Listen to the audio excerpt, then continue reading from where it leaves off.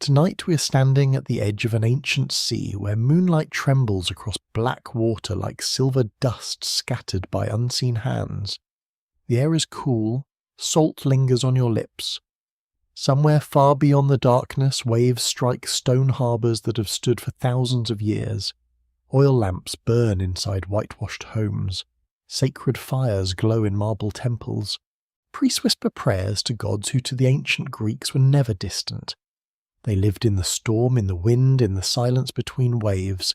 And tonight our story begins with a question that haunted ancient listeners for centuries.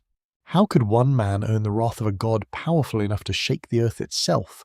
Before we begin, if you genuinely enjoy these long journeys through mythology, take a quiet moment to like the video and subscribe. And if you feel like it, leave a comment sharing your location and local time.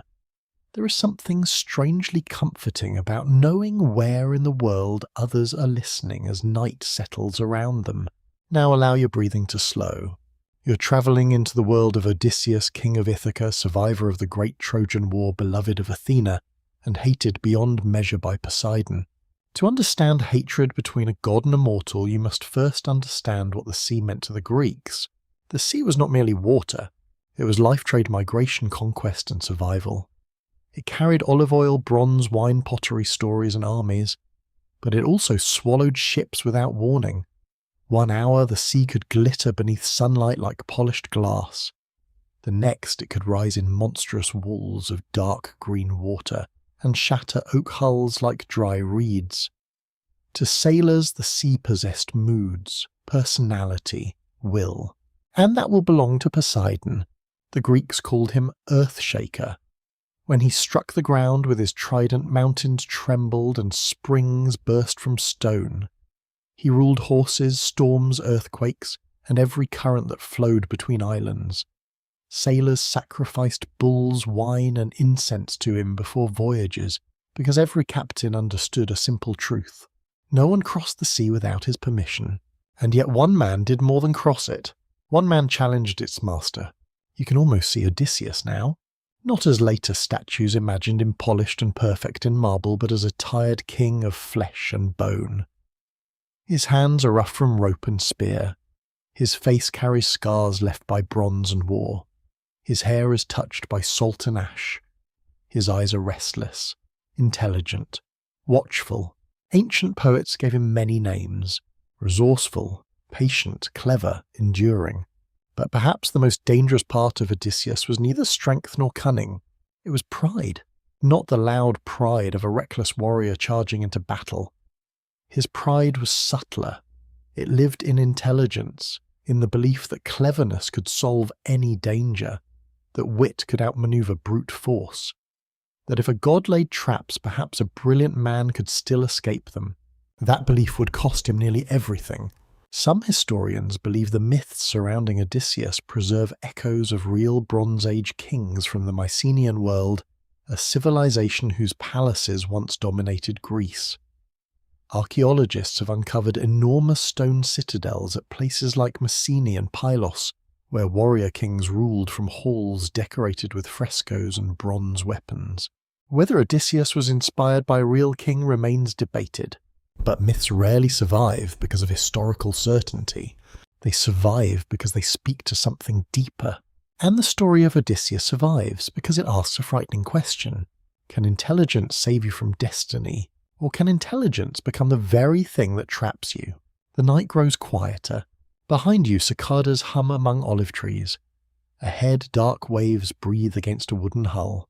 Odysseus has already fought at Troy for 10 long years. 10 years? Imagine it. A decade beneath armour, a decade of dust-blood bronze shouting funeral fires and endless waiting. Men who left as young husbands returned as hardened strangers. Some never returned at all. When Troy finally fell, Greek kings believed the suffering was over. Home lay ahead. Wives waited. Sons had grown older. Fathers had become old men. Odysseus thought the same. He stood on the shore beside 12 ships. Torches flickered in the wind. Sailcloth snapped softly overhead. His men loaded jars of oil-dried grain, water skins, and bronze tools. Some laughed with exhausted relief. Some prayed. Some stared silently at the sea. and above them the stars watched. The Greeks read stars as signs, patterns in heaven mirrored patterns below. When certain constellations rose, sailors knew winds would change. Priests sometimes claimed the gods wrote warnings across the sky, though understanding those warnings was never easy. That night an omen appeared. Ancient traditions differ on what it was. Some later storytellers speak of a red streak crossing the stars. Others describe seabirds screaming in unnatural circles above the fleet. Another interpretation suggests the warning came through dream rather than sky.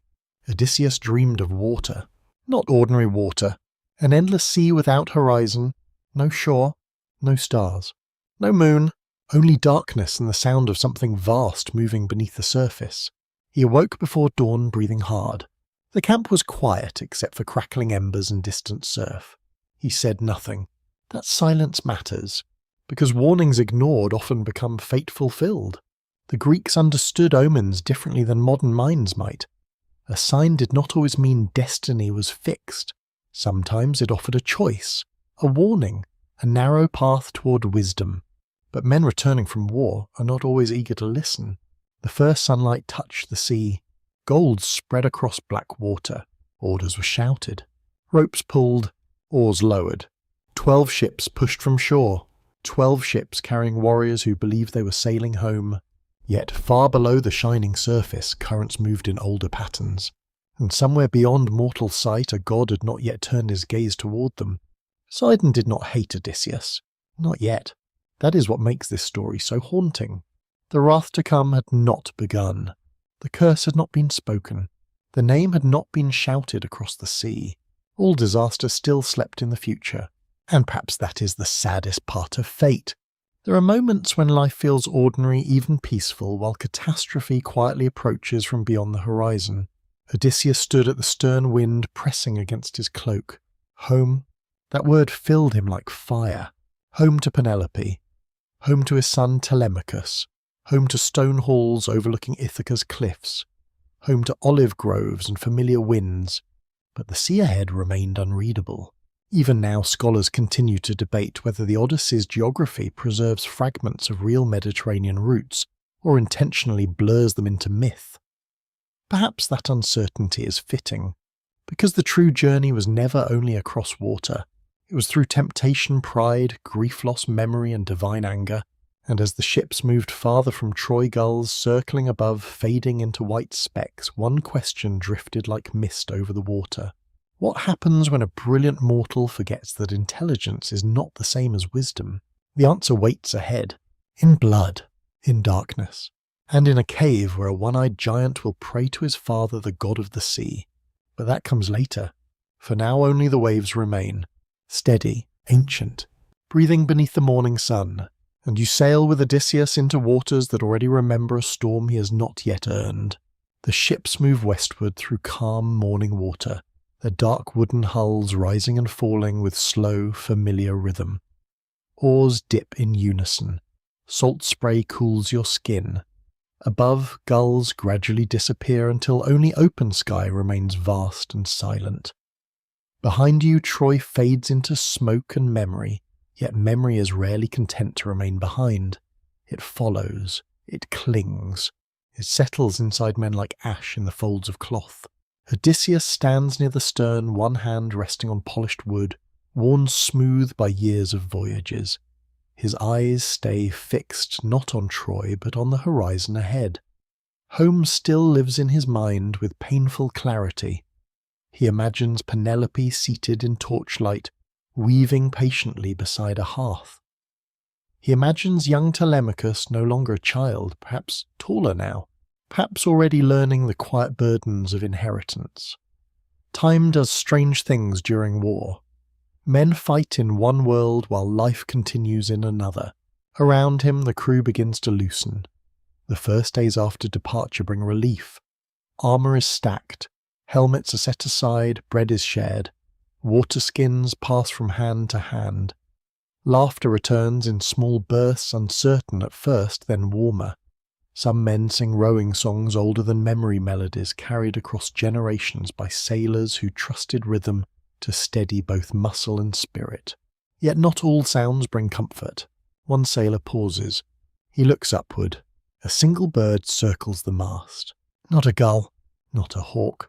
A black seabird with a harsh cry. It circles once. Twice. 3 times. Then vanishes toward the east. The man mutters a prayer.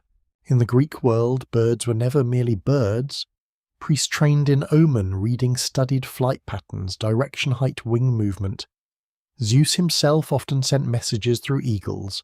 A bird flying from right to left could carry one meaning in one sanctuary and another elsewhere. Interpretation mattered. Context mattered. Above all, humility mattered. Odysseus notices the sailor's unease.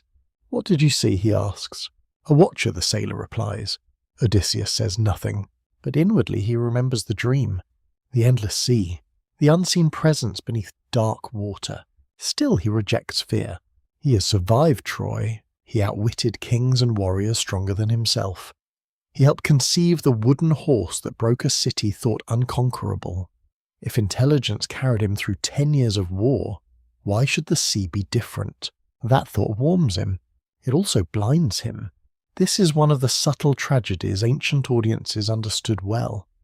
A hero's strength often contains the seed of ruin. Achilles possessed unmatched martial glory but destructive rage. Agamemnon held kingship but lacked restraint. Odysseus possessed cunning, yet cunning can slowly become arrogance. By midday the sea glitters so brightly it hurts the eyes. Bronze shields reflect sunlight. Tar rope fibre, wet oak and olive oil mingle into the familiar scent of a ship at voyage. Dolphins surface briefly alongside the lead vessel, smooth and silver beneath light. Some sailors smile. Dolphins were considered favourable signs by many Greeks. Creatures close to gods, friends of sailors. Sacred stories spoke of them, guiding lost ships. Perhaps some men think the gods are blessing the journey, but gods rarely speak with one voice. That evening the fleet anchors near the rocky island to rest. Fires are lit, fish roast over coals, the smell of charred skin and herbs drifts through cooling air.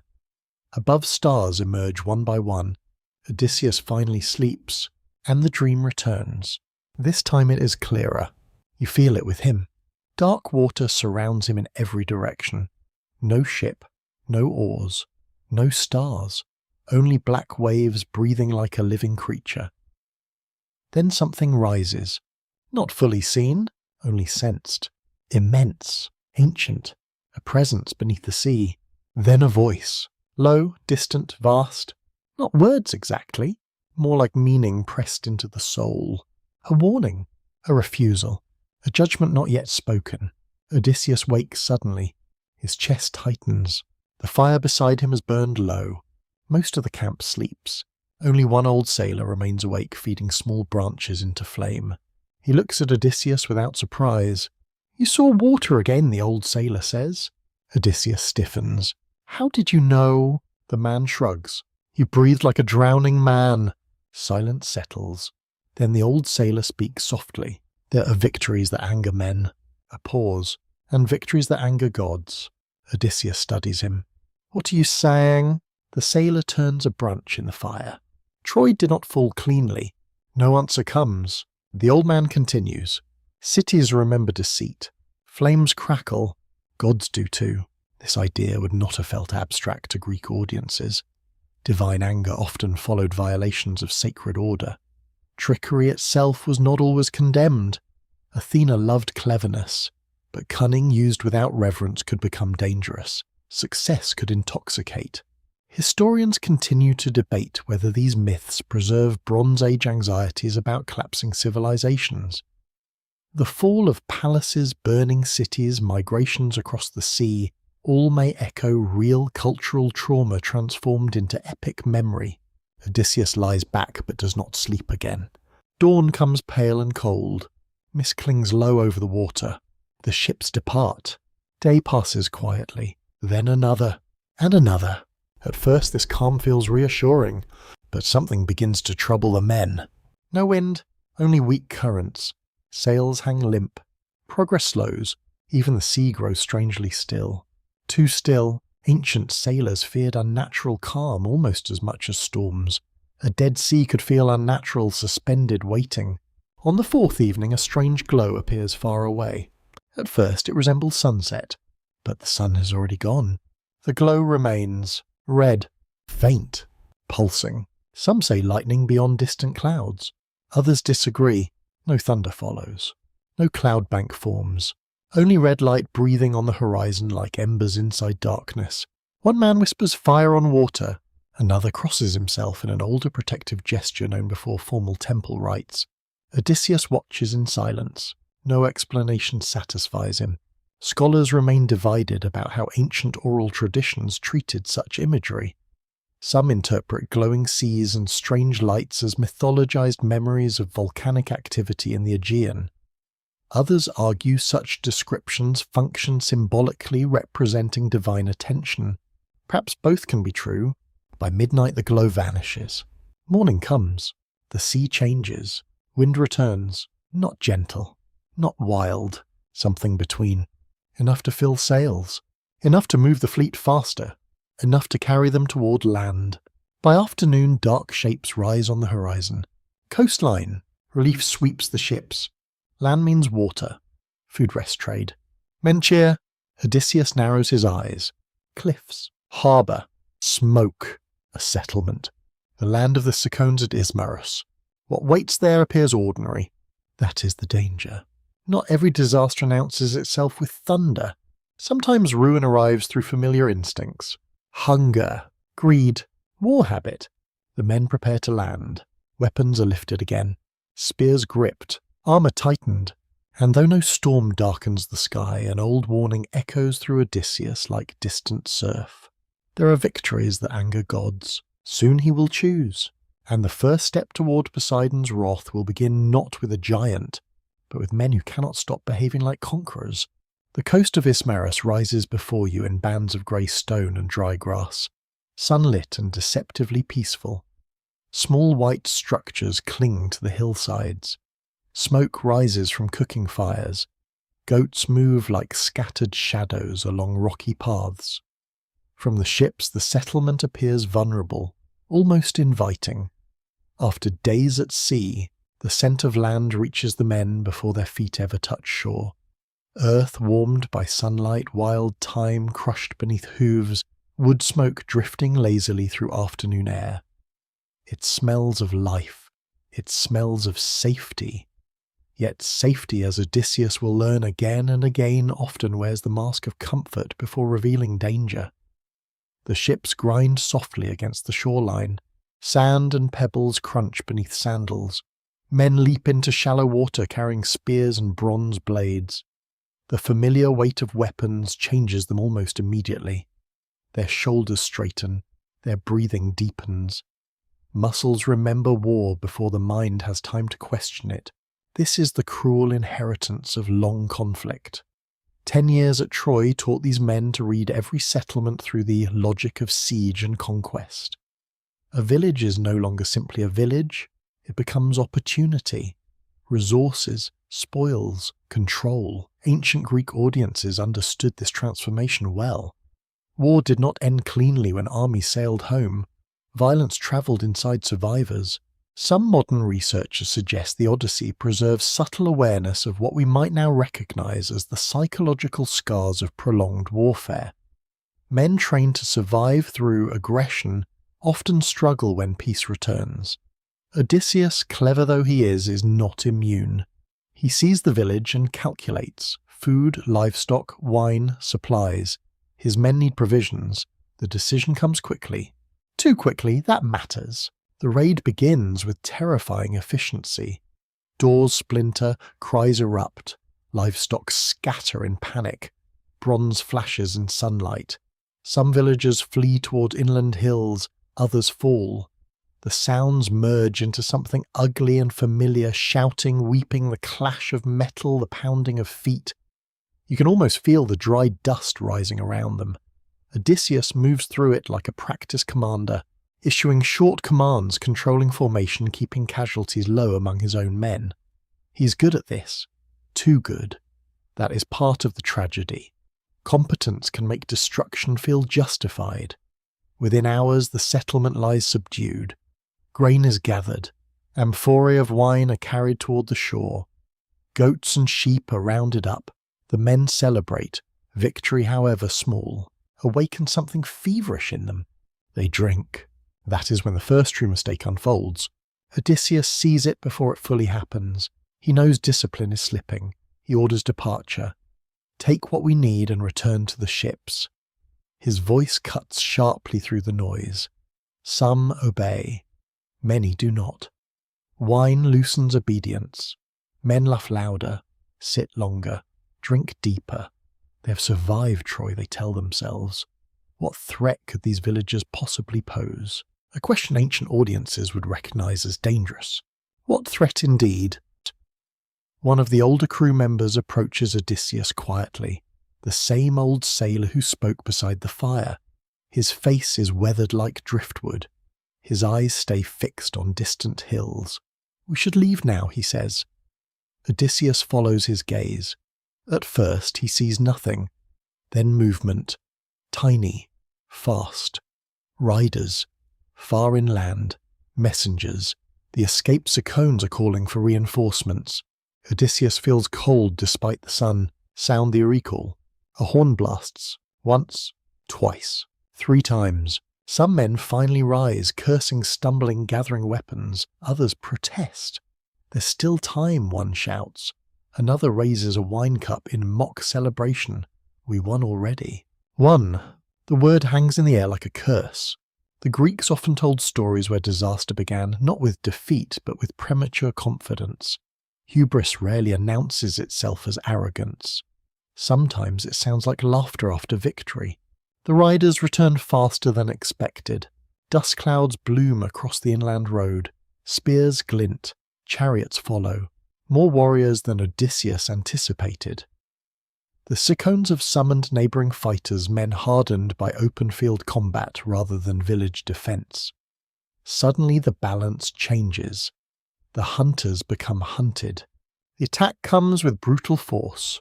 War cries tear through the afternoon. Spears whistle, shields slam, bronze rings against bronze. Odysseus's men scramble into formation, but disorder from drinking costs precious moments. One sailor falls before raising his shield. Another collapses with a spear in his thigh. Panic spreads faster than commands. Odysseus roars for discipline. Lines tighten. Retreat toward the ships, step by step. Shield to shield! This is not glorious battle, it is desperate survival. Dust fills your lungs. Sweat stings your eyes. The smell of blood mixes with hot earth and spilled wine. Men slip on stones slick with sand and red foam. Odysseus fights with terrifying precision, striking only when needed, preserving movement, buying seconds for retreat. Yet even brilliance cannot erase earlier mistakes. By sunset they reach the ships. Barely. Bodies are dragged aboard. Oars plunge into water. The shoreline grows distant. Only then does silence begin to settle. No cheering, no celebration, only ragged breathing. And counting. Ancient tradition preserves a devastating detail. 6 men lost from each ship. 72 dead. Not at Troy. Not facing legendary champions. But here, because they stayed too long, Odysseus sits in silence as the sea darkens. The dead lie wrapped in cloaks. Salt wind moves over still forms. One young sailor stares blankly at his brother's body. Another whispers a prayer to Hades, asking safe passage for the fallen. The old sailor speaks again, barely above the wind. The sea keeps account. Odysseus says nothing, but this time the words sink deeper. The Greeks believed excess invited correction. Not always immediately, but balance mattered. Moderation mattered. To take what was needed for survival differed from surrendering to greed. Somewhere between necessity and indulgence, sacred order had been broken. That night no one sings. No one drinks. Even the sea sounds different. Waves strike the hull with slow, hollow rhythm like distant knocking. Odysseus finally sleeps near dawn. He dreams again. Water. Darkness. But now something new appears. An eye. Single. Enormous. Unblinking. Watching from beneath black water. He wakes with his pulse hammering. The dream lingers. One eye. Why one eye? He cannot know. No one can. Yet the omen has sharpened. Some researchers believe recurring symbolic imagery and epic poetry helped oral performers maintain narrative cohesion across long recitations. But within myth, such symbols carried spiritual weight. The eye does not merely foreshadow danger, it suggests attention. Something has begun to notice him. The dawn comes pale and windless. Odysseus rises. His men row in heavy silence. No one speaks of the dead, but everyone feels the shift. The journey home no longer feels simple, and somewhere ahead, beyond familiar trade routes, beyond ordinary coastlines, waits a cave carved into stone, and a creature whose single eye will turn dreams into destiny.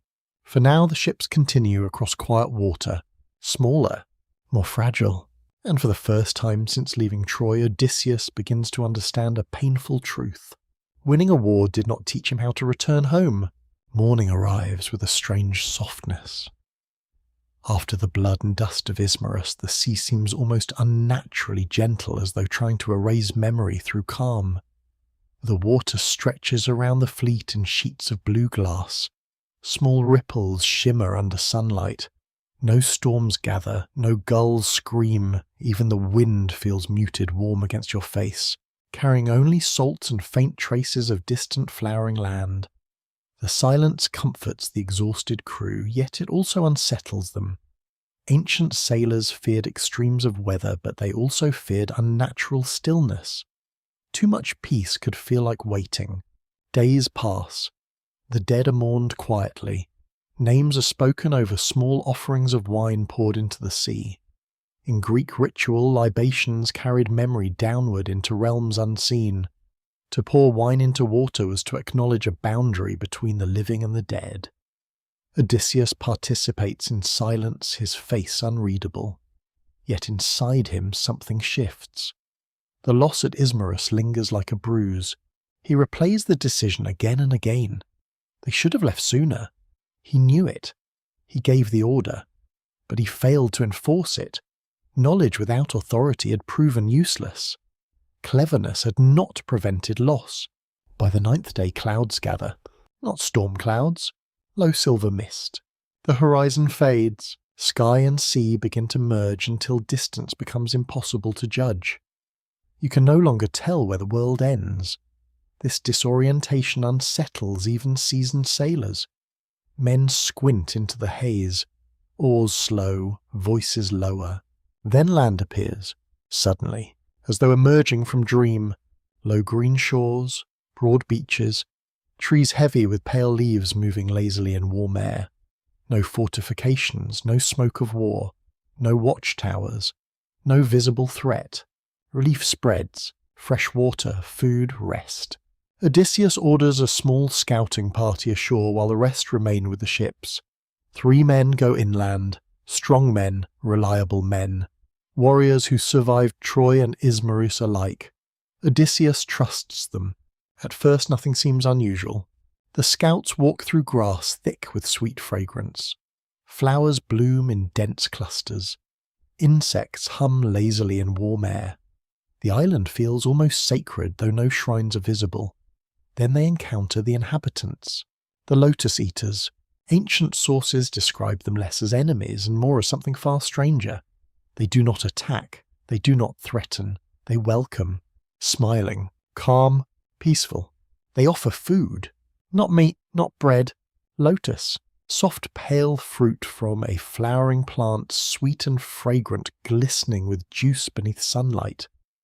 Some historians continue to debate whether Homer drew from real plants associated with narcotic or euphoric effects in North Africa or Mediterranean coastal regions. Another interpretation suggests the lotus was symbolic rather than botanical. In myth, exact species matters less than effect. The scouts accept the gift. They eat, and everything changes. No pain, no grief, no urgency, no longing. Imagine memory slowly losing weight. The faces of loved ones remain visible but cease to ache. Duties remain known but no longer matter. Home becomes an idea stripped of emotional force. Time dissolves, desire softens, ambition fades. Peace. Perfect, effortless peace. When the scouts fail to return, Odysseus grows uneasy. He waits, watches the shore. The sun climbs higher, still no sign. He goes himself. That choice matters. A lesser leader might wait longer. Odysseus does not. He follows the inland trail through warm grass and flowering groves until he hears laughter. Gentle laughter. Not fearful. Not desperate. Content. He finds the men reclining beneath trees, smiling. One plucks lotus petals between his fingers as though nothing in the world requires haste. Odysseus stops. Something is wrong. Get up, he says. No movement. One man looks at him and smiles faintly. You should try this. Odysseus narrows his eyes. We leave now. Another man laughs softly, almost kindly. Leave for what? The question strikes harder than defiance. For what? Home. Duty? Family. Honor. These things drive Odysseus completely. To hear them questioned unsettles him. The first scout speaks again. There is no need to struggle anymore. His voice is dreamy. No more rowing, no more war, no more storms. He closes his eyes. No more pain. The lotus eaters watch quietly. No force. No chains. Only invitation. This is what makes them terrifying. Ancient Greek audiences recognize something profound here. Not all destruction arrives through violence. Some dangers remove suffering so completely that they also erase purpose. To forget pain may sound merciful, but pain and love are often intertwined. Remove one entirely and the other may weaken too. Odysseus kneels beside one scout. Your wife, he says. No reaction. Your sons. A slow blink. Nothing. Odysseus feels genuine fear. Not fear of death. Fear of dissolution. He understands suddenly that the greatest threat to a homecoming may not be monsters or storms. It may be forgetting why home matters. One unanswered mystery remains within the tradition. Why does Odysseus resist the lotus? Some storytellers claim divine favour from Athena protected him. Others suggest his will alone held firm. Another interpretation survives among scholars. Odysseus resists because longing defines him more deeply than comfort ever could. He refuses the fruit, and then he acts with ruthless clarity. He drags the men up by force. They protest, struggle, shout. One weeps, another begs to stay. Please, he cries, reaching toward the lotus trees. Just let me sleep. Sleep. The word lingers. Odysseus hardens himself. No, he binds them. Literally. Rope around wrists. Rope to benches. Back to the ships. His men stare in disbelief as the scouts scream and plead to return ashore. Odysseus gives immediate orders. No one goes inland. No one eats anything from the island. Row. The command snaps through the air like bronze striking stone. Oars plunge. Water churns. The shoreline begins to retreat. Still the bound men cry out. Still they beg. Still they strain against ropes. Then gradually, silence. The island shrinks behind them.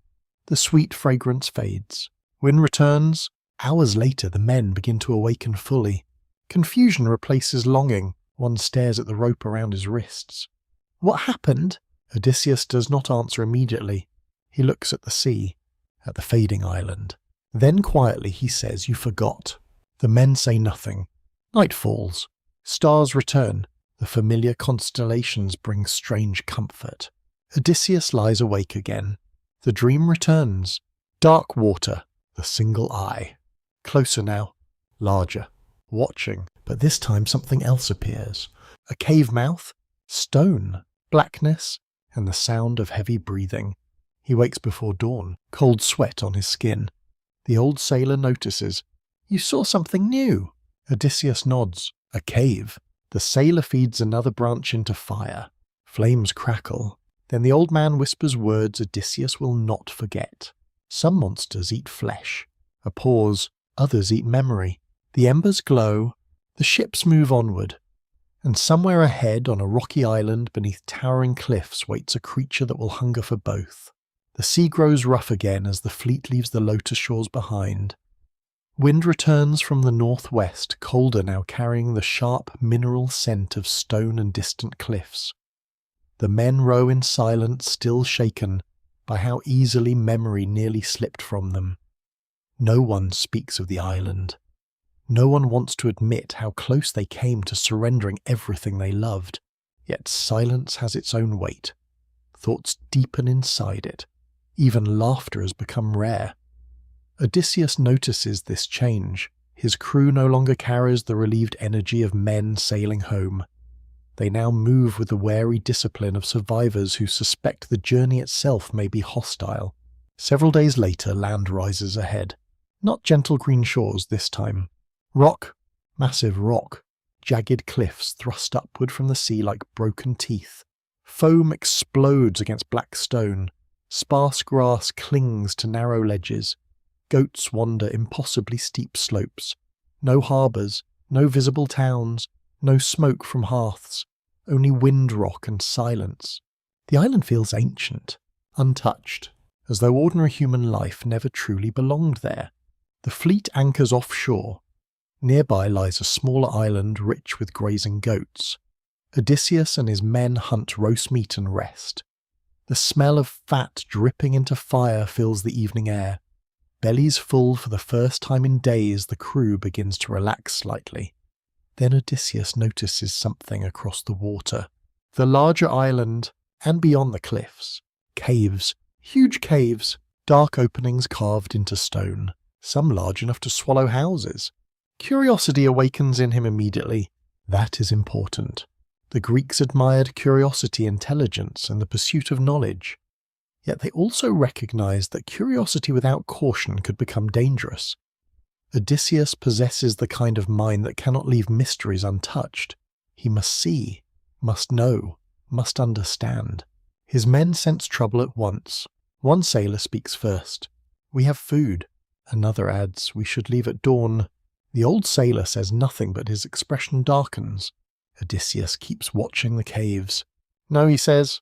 "We explore." Groans follow. The men know this tone. Once Odysseus decides something, persuasion becomes difficult. At sunrise, he selects 12 men and boards a smaller vessel. He also brings something unusual, a skin of powerful wine, dark and fragrant, given earlier by a priest of Apollo. The wine is thick, potent, almost syrup-like, meant to be diluted heavily with water. Odysseus does not fully know why he brings it. Perhaps instinct, perhaps omen, perhaps fate. They land beneath towering stone walls where surf crashes against jagged rock. Cold mist touches your skin. The climb upward is steep. Loose stones crunch under sandals. Wind whistles through cracks in limestone. At last they reach one of the great caves. Inside, order. Not wild chaos. Order. This surprises everyone. Shelves stacked with cheeses, pens filled with lambs and kids, large woven baskets, wooden pails brimming with milk, tools, firewood, carefully arranged supplies. Whoever lives here is not mindless. He keeps livestock. He works. He plans. The men stare. One whispers, "Take the cheese and leave." Another agrees immediately. "We have enough. This is the practical choice." Enter, take supplies, depart unseen. But Odysseus hesitates. He wants more. Not treasure. Knowledge. Hospitality. Contact. The ancient law of xenia, sacred guest friendship, governed interactions between strangers in Greek culture. A host offered food, shelter, protection. A guest offered respect and news. Zeus himself protected this bond. Violating hospitality was not merely rude, it was sacrilegious. Odysseus assumes whoever lives here understands such laws. That assumption will prove catastrophic. He says we stay. The men freeze. One stares at him in disbelief. Stay. To meet the host. Unease spreads like cold water. The old sailor finally speaks. This place feels wrong. Odysseus ignores him. They wait. Hours pass. The cave grows colder as sunlight shifts. Then, sound. Heavy. Rhythmic. Footsteps. No, not footsteps. Impacts. The ground trembles. Dust falls from stone above. Something enormous approaches. The entrance darkens. And then he enters. Polyphemus. He is vast beyond expectation. Not merely tall, massive. a giant shaped like a man but heavier, broader roarer, as if carved from mountain itself. His shoulders nearly brush stone walls. His arms are thick as tree trunks. Matted hair falls around a brutal face dominated by a single enormous eye centered in his forehead. The eye. Odysseus stops breathing. The dream. The watcher beneath dark water. One eye. The omen stands before him. Ancient audiences would have felt the terror instantly. The Cyclops represented beings outside civilized order. They lived without assemblies laws or shared justice. They answered only to strength and appetite. To Greek civilization meant structure, ritual, law, agriculture, hospitality. The Cyclops rejects all of it. Polyphemus enters carrying an immense bundle of firewood. He drops it with thunderous force. Sparks leap. The men flinch. Then he rolls a boulder across the cave entrance. Not pushes. Rolls. A stone so enormous 20 men could not move it. The exit is sealed. The trap closes. Polyphemus turns. His eye fixes on them. Silence. Then a voice. Deep. Rough. Like boulders grinding. "Who are you?" Odysseus steps forward. His voice remains controlled. "We are Greeks returning from Troy. Storms drove us here. We ask hospitality under the sacred protection of Zeus." The giant stares. Then laughs. The sound is terrible. Mocking. Cold. Zeus. Another laugh. "We Cyclops care nothing for Zeus." That sentence alone chills the cave. No reverence. No law. No sacred fear. Only power. Then Polyphemus asks the question that changes everything. "Where is your ship?" Odysseus reacts instantly. He lies. Destroyed by Poseidon. A clever answer. He protects the vessel. Even now cunning saves him. Polyphemus steps closer. The smell hits first. Milk. Animal hide. Wet wool. And something darker. Rot. Blood. The eye narrows. Then, without warning, he strikes. A hand faster than something that large should move seizes 2 men. Screams. Bones crack. The sound is horrifying.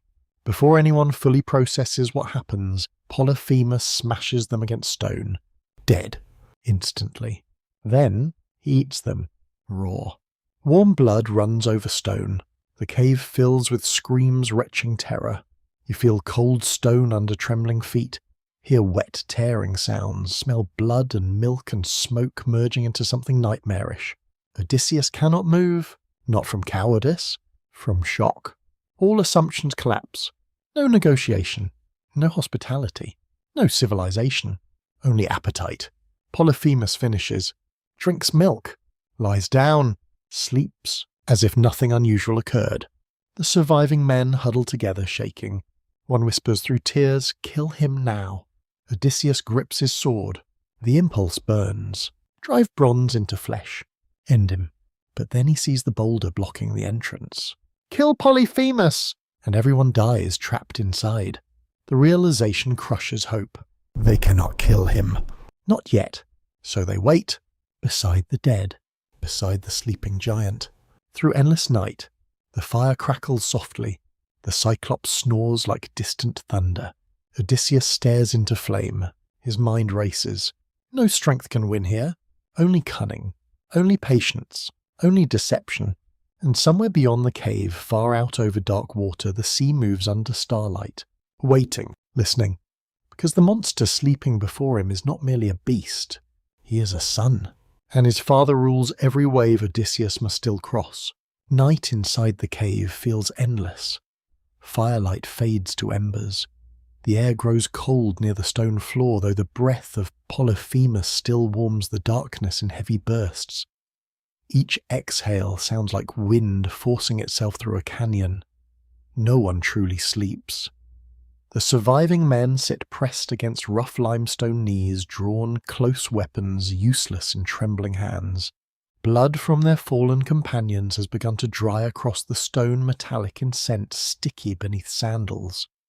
The horror refuses to become unreal. Every sound matters now. Every thought becomes sharpened by survival. Odysseus remains awake. You can almost feel his mind working. This is where his greatest strength emerges. In chaos, while others collapse into panic, Odysseus becomes more focused. Fear does not vanish, but it narrows into calculation. Ancient storytellers admired this deeply. Heroism was not always brute force. Sometimes true greatness appeared in disciplined thought under unbearable pressure. He studies the cave, the entrance, the boulder, the sheep, the fire. Then something catches his attention. Near the pens lies a massive wooden club freshly cut from olive wood, thick, heavy. Its end has been roughly shaped but not fully finished. Polyphemus had likely intended to cure and harden it for later use. Odysseus understands immediately. A plan begins. Dangerous, cruel, possibly their only chance. Dawn arrives in pale shafts of light leaking around the cave entrance. Polyphemus rises. The ground trembles beneath his weight. The men freeze. Morning brings no mercy. The Cyclops calmly relights the fire, milks his animals, and then, without emotion, seizes 2 more men. Screams, cracking bone, silence. He eats again. The horror feels ritualistic now, almost routine. That may be the most terrifying part. To Polyphemus, this is ordinary. Hunger, feeding, survival. Nothing sacred. Nothing monstrous from his perspective. Before leaving to graze his flock, he rolls the great stone aside, drives the sheep out, then seals the entrance once more. The men are trapped again, but now Odysseus moves. Quickly, quietly. He orders the remaining men to drag the great olive stake toward the fire. Together they shave one end to a deadly point using bronze blades. Wood shavings cover the floor. Sweat runs down their backs. Hands shake but continue working. When the point is shaped, they harden it in the fire until the tip chars black and hard. Then Odysseus hides it beneath dung and straw. Silence returns. Waiting begins. This is the cruelest phase of survival. Action is easier than waiting. The sun moves overhead. Shadows shift. Evening approaches. And with evening comes doom. Heavy impacts again. Polyphemus returns. Sheep flood into the cave. The boulder seals the entrance. Fire is lit. Milk is gathered. Then the eye turns toward the men. 2 more die. The remaining survivors nearly break. One sobs openly, another grips his blade with suicidal desperation. Odysseus stops him with a look. Not yet. Then Odysseus does something extraordinary. He approaches the giant holding the wineskin. Cyclops, he says, voice-controlled despite terror, tastes this. Polyphemus narrows his eye. Suspicion. Curiosity. He takes the wineskin. Drinks. Pauses. Then drinks again. The wine is rich, dark, overwhelming. Not watered as ordinary Greek drinking custom required. Full strength, almost intoxicatingly sweet and powerful. Polyphemus grunts. This is good. He drinks deeper. Ancient Greeks treated wine with ritual seriousness. To dilute wine signaled civilization, moderation, social order. Drinking undiluted wine was often associated with excess barbarism or lack of restraint. The Cyclops drinks it raw. The symbolism would not be lost on ancient listeners. Polyphemus sways slightly. His voice thickens. What is your name? The question arrives, and Odysseus answers with one of the most famous lies in mythology. My name is Nobody. Nobody. In Greek, a clever pun. A name and a deception at once. Polyphemus laughs drunkenly. Nobody. His eyelid droops. I will eat nobody last. He collapses. The cave shakes. He sleeps. Drunk. Vulnerable. Odysseus moves instantly. Now. The men retrieve the stake. All together. They thrust its charred tip into the fire until it glows. Odysseus counts silently. 1, 2, 3. They drive the stake forward, into the eye. The sound that follows is unforgettable. A scream beyond human scale. Not merely loud, primal. The cave erupts. Polyphemus thrashes wildly. Blood and burning fluids spray from the ruined eye. The olive stake hisses like iron plunged into water. The smell, burnt flesh smoke, blood, fills the air with nauseating heat. The men dive away. Stone cracks under giant fists. Polyphemus howls. His scream echoes across cliffs and sea. Outside other Cyclopes here. Voices call from surrounding caves. Polyphemus, what happened? Who hurts you? Inside, the darkness blinded and roaring Polyphemus bellows the fatal joke. Nobody's killing me. Silence. Then confused grumbling from outside. If nobody harms you, then your suffering must come from the gods. Footsteps retreat. The trap of language closes perfectly. Odysseus's cunning works again. His intelligence has defeated brute strength. The men tremble with disbelief. Hope returns, but escape still remains. Dawn comes. Blinded Polyphemus cannot see, but he can feel. He rolls away the stone and sits at the entrance, running massive hands over each sheep as they pass, searching for men trying to escape. Another impossible obstacle. Odysseus studies the flock, then solves it. He ties men beneath the bellies of large rams hidden by wool. 3 sheep to a man for stability. He himself clings beneath the strongest ram of all. One by one sheep pass. Polyphemus feels their backs, not their undersides. The ruse succeeds. At last Odysseus passes beneath the giant's hand. He hears Polyphemus speaking softly to the ram. My favourite, why last today? There is something haunting here. Even monsters love something. Even monsters feel loss. Some scholars note this subtle complexity in Homer. Polyphemus is monstrous, yes, but not empty. He keeps animals. He speaks with affection. Civilization rejected him, but emotion did not. The sheep move farther. The men detach, run, sprint towards shore. They launch the boat, row with desperate strength. Distance grows, safety approaches, and then it happens. The fatal moment. Odysseus cannot remain silent. Victory burns inside him. Pride rises, the same pride that helped him survive Troy. He stands in the boat and shouts toward the shore. Cyclops. If anyone asks who blinded you, tell them Odysseus, sacker of cities, king of Ithaca. Silence. His men freeze in horror. No? Why say it? Why give the name? Why offer identity to a defeated enemy? This is the central tragedy. Odysseus wins survival, then wounds himself with pride. On shore Polyphemus stills. The ruined face turns toward the sea, and then the giant lifts his arms to heaven. He prays, not to Zeus, not to Apollo, to his father, to the sea. To my father Poseidon, hear me. The water seems to pause. Even wind falters. The curse begins. If I am truly your son, grant this, let Odysseus never reach home. A pause. And if fate demands he return, let him come late, broken, alone, having lost all companions, and let suffering greet him there. The prayer enters the sea. Ancient Greeks believed spoken words possessed force, especially prayers, oaths, curses, and names. A name carried essence. To reveal your name carelessly could grant power. Odysseus has done exactly that. Far beneath the glittering surface, currents shift. A god hears. Poseidon now knows the name, Odysseus, king of Ithaca, and from this moment forward the sea will never be merely water again. It will be wrath. The boat returns to the fleet in grim silence. No one celebrates survival. No cheers rise over the waves. Even victory feels poisoned now. The men row with heavy arms, glancing nervously at the sea, as though expecting something to emerge from beneath the dark surface at any moment. Above them the sky remains clear, almost insultingly beautiful. Sunlight scatters across the water in dazzling fragments. The contrast feels unsettling. Ancient listeners understood this sensation well. The gods did not always announce anger with thunder. Sometimes divine wrath began in stillness. Odysseus says little. That alone tells you much. Normally his mind turns quickly towards strategy, explanation, leadership.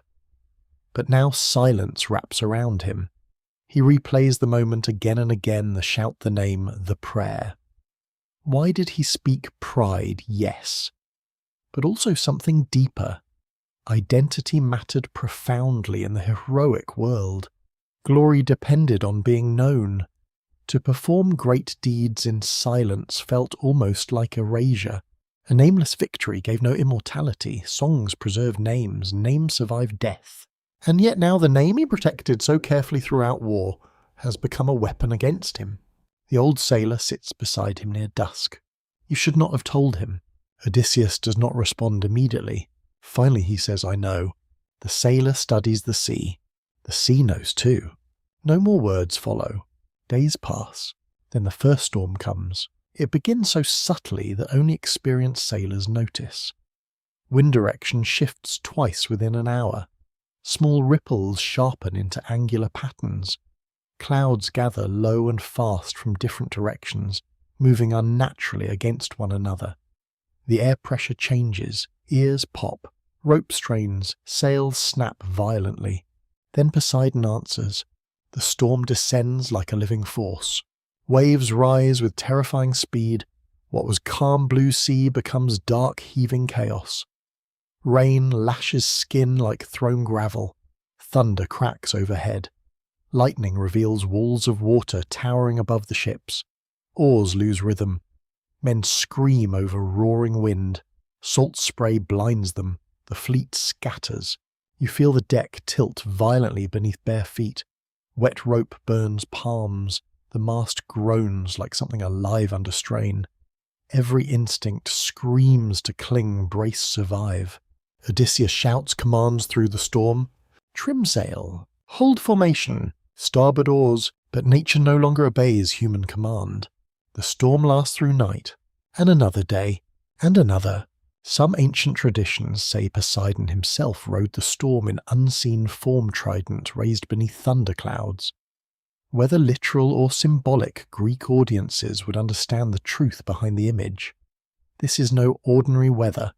The sea has become personal. When the storm finally breaks, the fleet is battered but alive. Barely. Then land appears, an island unlike any before, floating almost dreamlike between sea and sky. High bronze walls glimmer in sunlight. Strange cliffs curve around the settlement as if shaped by divine geometry. The harbour feels impossibly still, protected from every wind. This is the island of Aeolus, lord of winds, master of air currents, keeper of storm and calm. Ancient Greeks imagined wind not as random movement but as living force, each direction possessing character. North winds brought cold severity. South winds brought warmth and rain. East and west carried their own temperaments. To control wind was to control fate for sailors. Odysseus enters the halls of Aeolus. The palace feels strange, beautiful yet unsettling. Bronze doors gleam, curtains ripple despite sealed chambers. Lamps flicker even where no draught should exist. Everywhere you hear the movement of air, whispering, sighing, circling. Aeolus receives Odysseus warmly. Hospitality returns. Food is served, roasted meat, bread, honey, wine. After the horrors of recent weeks, civilized order feels almost miraculous. Odysseus tells his story. Troy the Cyclops, the curse. Aeolus listens with unusual attention. Then comes the warning. Poseidon is angry. Simple words, heavy truth. Odysseus nods. I know. Aeolus studies him. Do you understand why? A pause. Odysseus answers carefully. I wounded his son. Aeolus shakes his head. No. Wind stirs the lamps. You wounded your own judgment. Silence. The words strike deeper than accusation.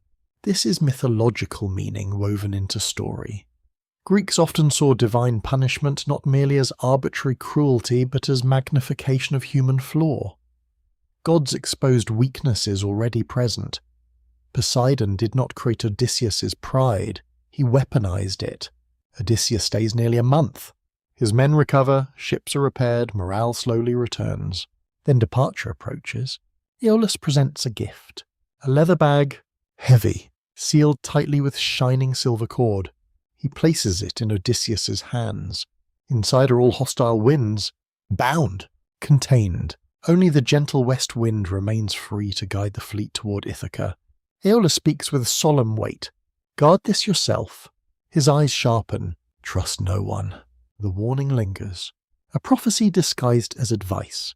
Odysseus promises. The fleet departs. And for 9 glorious days, everything goes right. That is what makes the next disaster so painful.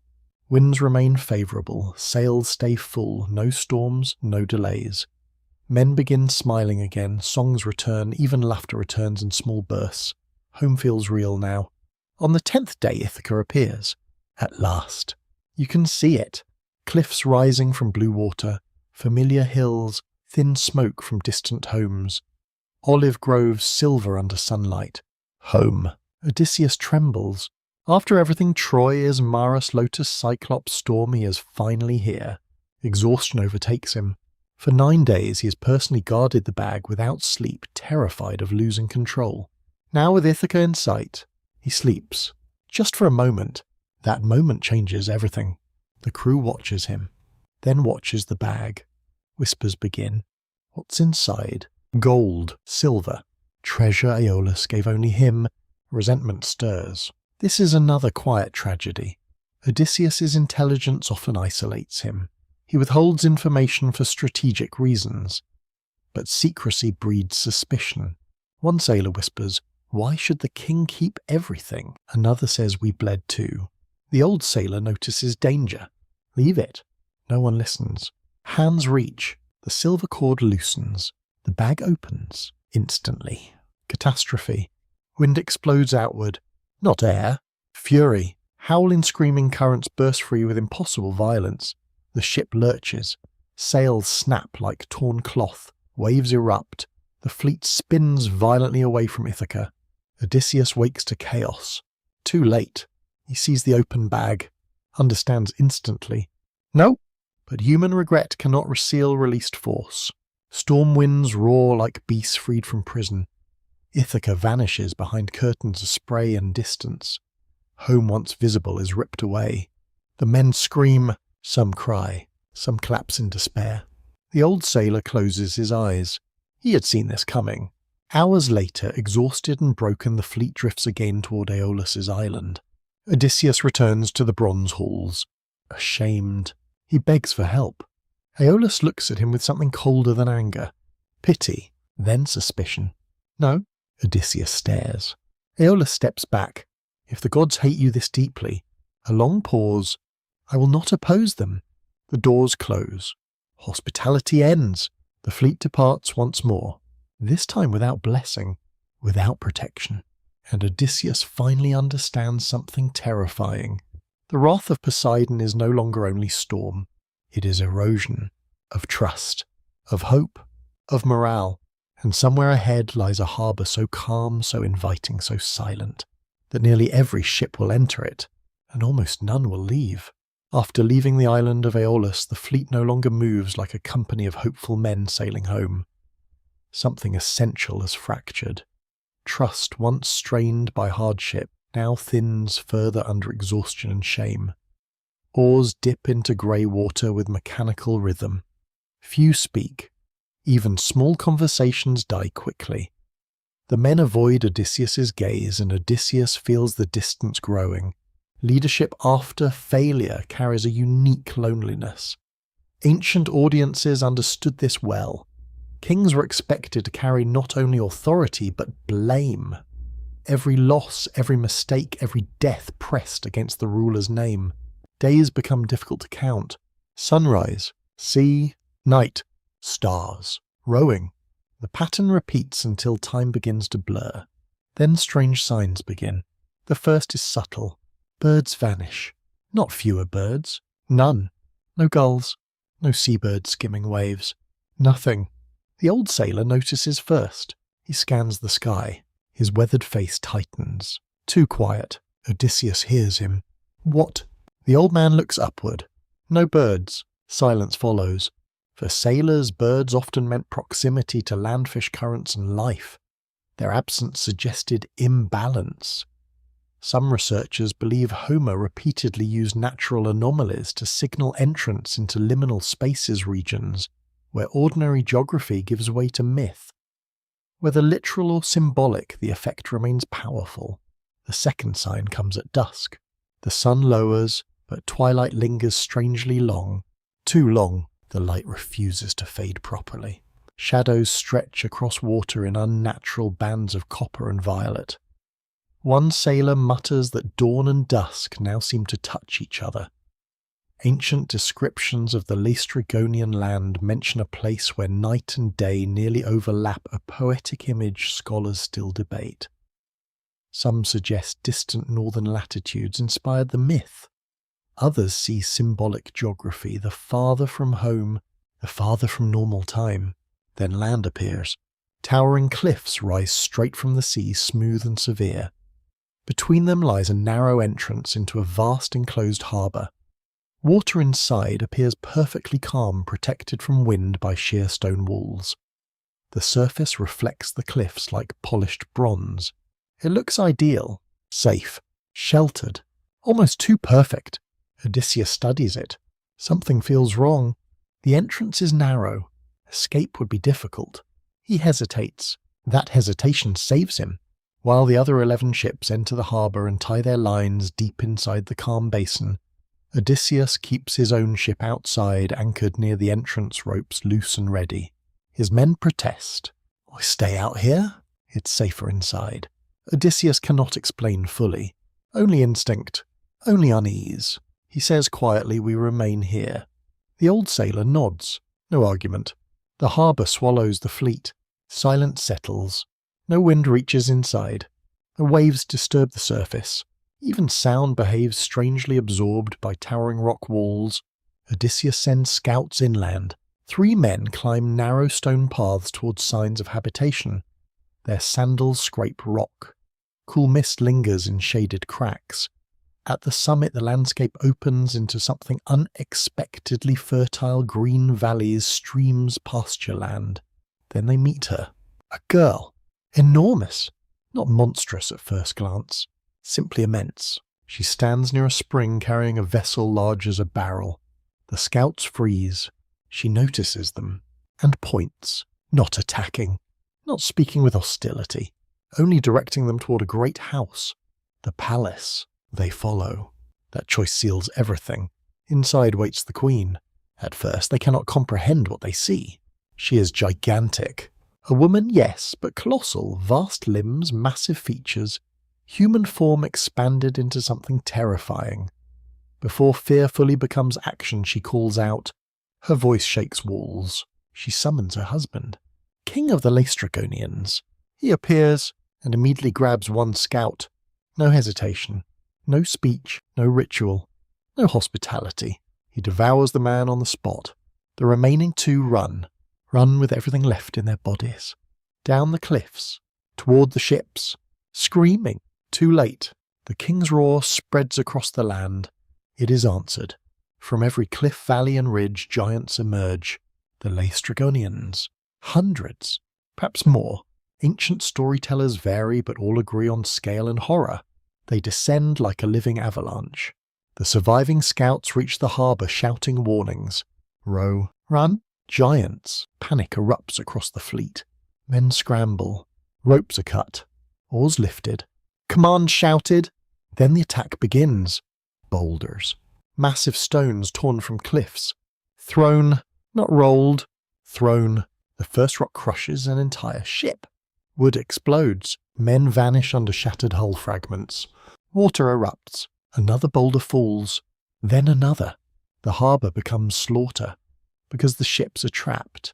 That is the genius of the harbour. Its calm was never safety.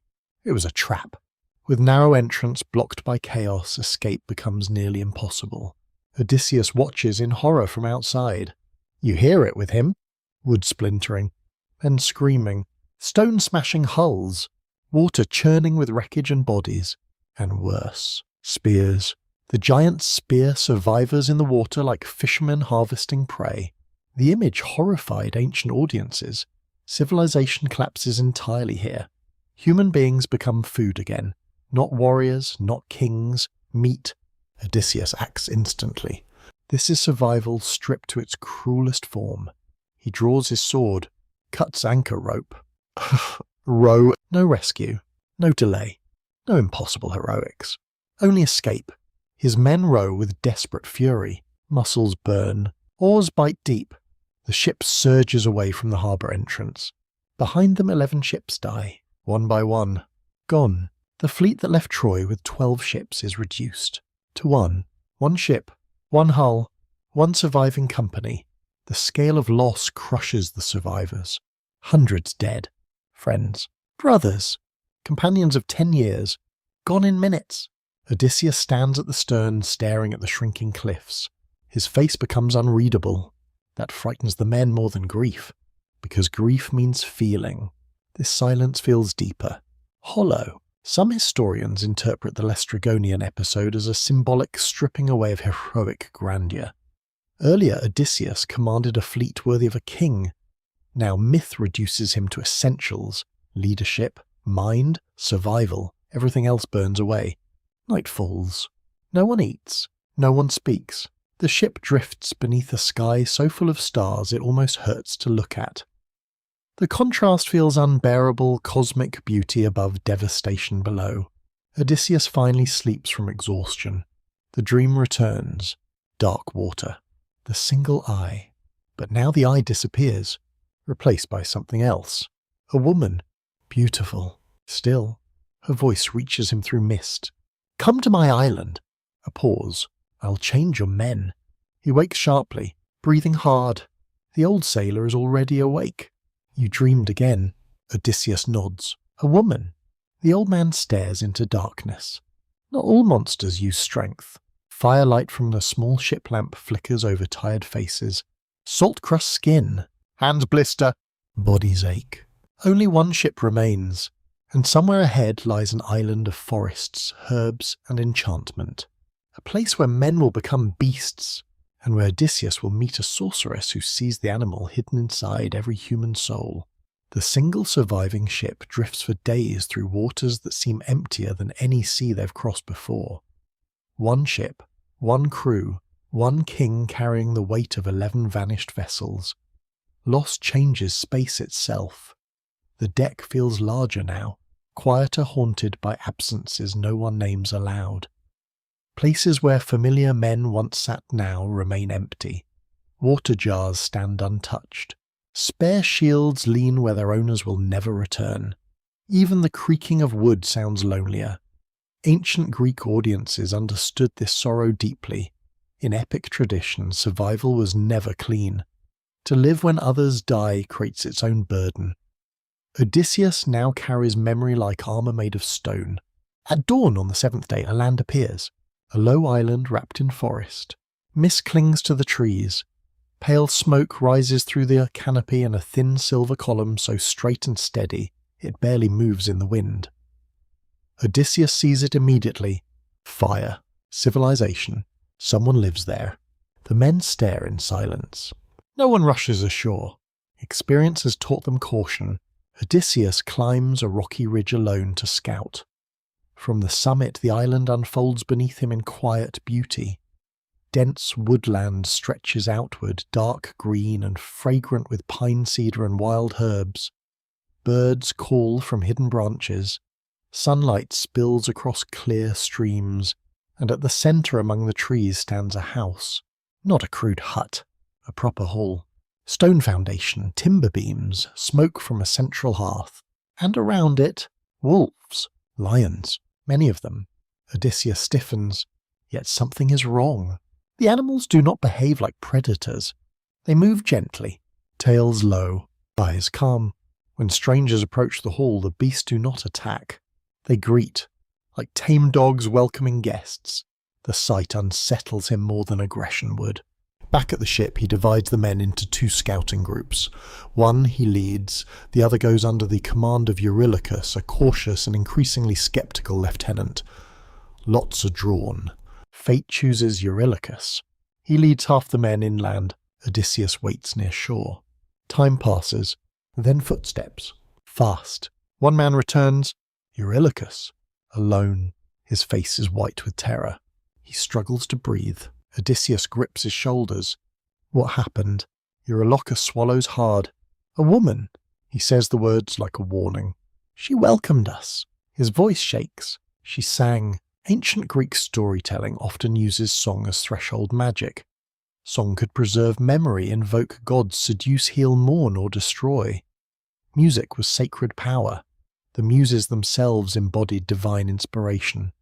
A song that seemed beautiful could also reshape reality. Eurylochus continues. She opened her doors. Inside the hall sat a woman of impossible beauty. Circe. Golden hair catching firelight. pale hands moving over a loom, voice soft as flowing water.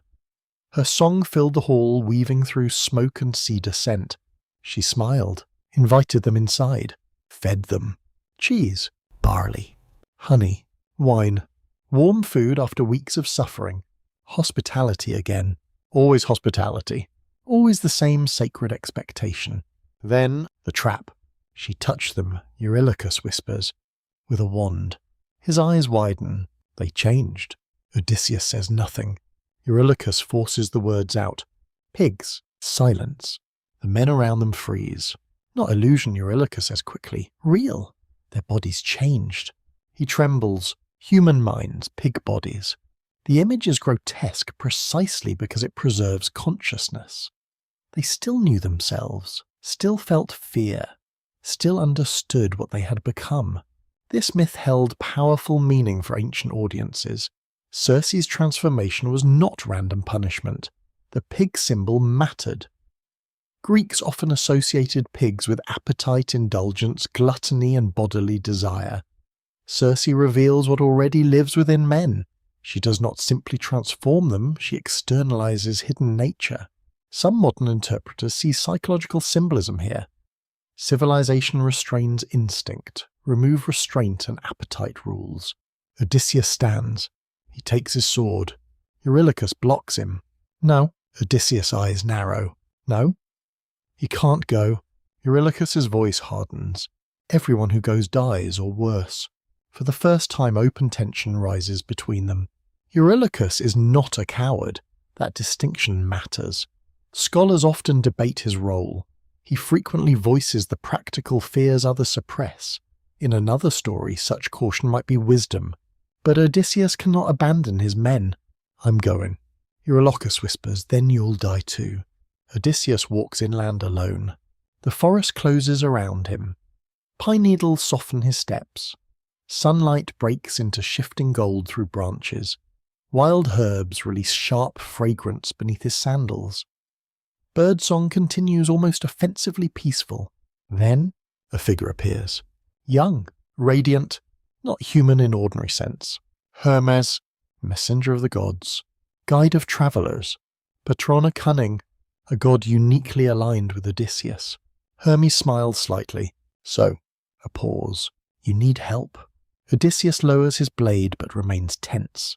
Ancient Greeks believed gods could appear in human form without warning. Recognition often came through subtle signs, unnatural beauty, impossible grace, sudden knowing. Hermes kneels. From the earth he pulls a plant. White flower. Black root. Beautiful and strange. Molly, he says. A divine herb. Rare. Sacred. Some researchers suggest moly may preserve memory of real medicinal plants with psychoactive or antidotal properties. Others view it purely symbolically divine wisdom protecting reason against enchantment. Hermes places it in Odysseus's hand. When she gives the potion, this will shield you. His expression sharpens. When she strikes you with her wand, a pause. Draw your sword. Odysseus listens. She will fear you. Hermes steps back. Make her swear no harm. Then he is gone. Just gone. The forest feels normal again. Odysseus reaches Circe's hall. The wolves approach. Gentle, silent. They brush against him like dogs. The door opens. Circe smiles. She already knows he has come. Inside, fire crackles. Bronze cups gleam. Cedar smoke curls toward rafters. Her beauty feels almost unreal, yet her eyes are older than kingdoms. Welcome. Her voice flows like music. She prepares the drink. Honey, wine, barley, hidden poison. Odysseus drinks. Nothing happens. Circe's expression changes. Very slightly. Surprise. She raises her wand. Touches him. Become a pig. Nothing. Silence. Odysseus moves. Sword drawn. Bronze flashes in firelight. He lunges. Circe gasps. For the first time. Fear. She drops backward. Hands raised. No. The enchantress who transformed warriors into beasts now stares at a man her magic cannot touch. Her eyes narrow. Recognition dawns. You... A pause. Hermes helped you. Odysseus says nothing. Sword steady. Circe studies him. Then slowly, she smiles, different now, not predatory, respectful, perhaps intrigued. Who are you? The question hangs in warm firelight. Odysseus answers. Odysseus. His name lands differently here. Not pride, identity, truth. Circe exhales, as foretold. The words chill the room, as foretold. She nods. Yes. Her gaze deepens. A man of cunning would come. A man hated by the sea. Odysseus feels cold. How do you know that? Circe looks into the fire. Flames reflect in ancient eyes. Because she says softly, your road grows darker still. The prophecy has begun. And Circe has not yet spoken of the dead. Firelight flickers across the walls of Circe's hall as silence settles between you, Odysseus, and Circe. Outside, wolves and lions lie quietly near the doorway, their golden eyes half closed in the night. The air smells of cedar smoke, honey, warm bread, and crushed herbs. Yet beneath those comforting scents lingers something older, mystery, divination, sacred danger. Circe no longer looks like a hunter studying prey. She now studies Odysseus as one powerful being recognizes another kind of power. Not physical strength, not divine force, will, intelligence, endurance. Ancient Greek audiences admired such recognition scenes. They signaled transformation. A hero had crossed another threshold. Circe lowers her wand. Odysseus lowers his sword. Slowly, not because trust exists, but because necessity does. Return my men, he says. Circe smiles faintly. Direct, unyielding. She respects that. With calm gestures, she leads him to the enclosure where pigs crowd together, snorting nervously. But when she touches them with a different mixture of herbs and speaks words older than mortal memory, bodies begin to change. Limbs lengthen, snouts withdraw, bristles soften into skin, human forms return. The transformation is disturbing to witness in reverse. Flesh reshapes, bone twists, breath becomes speech. One by one, Odysseus' men collapse onto the floor, as men once more trembling naked, weeping with relief and humiliation. Some embrace Odysseus. Some cannot speak. Their terror has burned pride away. Circe feeds them clothes, then bathes them, and gradually fear yields to exhaustion. Days become weeks. Weeks become months. The hall grows comfortable. Dangerous comfort. That theme returns again. Not every threat comes through violence. Sometimes ruin arrives disguised as rest. The seasons begin to turn. The men heal, wounds close, bodies recover, food is plentiful, wine flows, beds are warm. Fire burns every night. Soft music returns to the hall. Even laughter begins again. After everything they have suffered, rest feels holy. But rest stretches. 1 month becomes 2, then more. Nearly a year passes. This detail often surprises listeners. After all the frantic suffering, why would Odysseus remain so long? Scholars debate this deeply. Some argue enchantment lingered beyond visible magic. Others believe exhaustion alone explains it. Another interpretation feels especially human after prolonged trauma. Safety becomes intoxicating.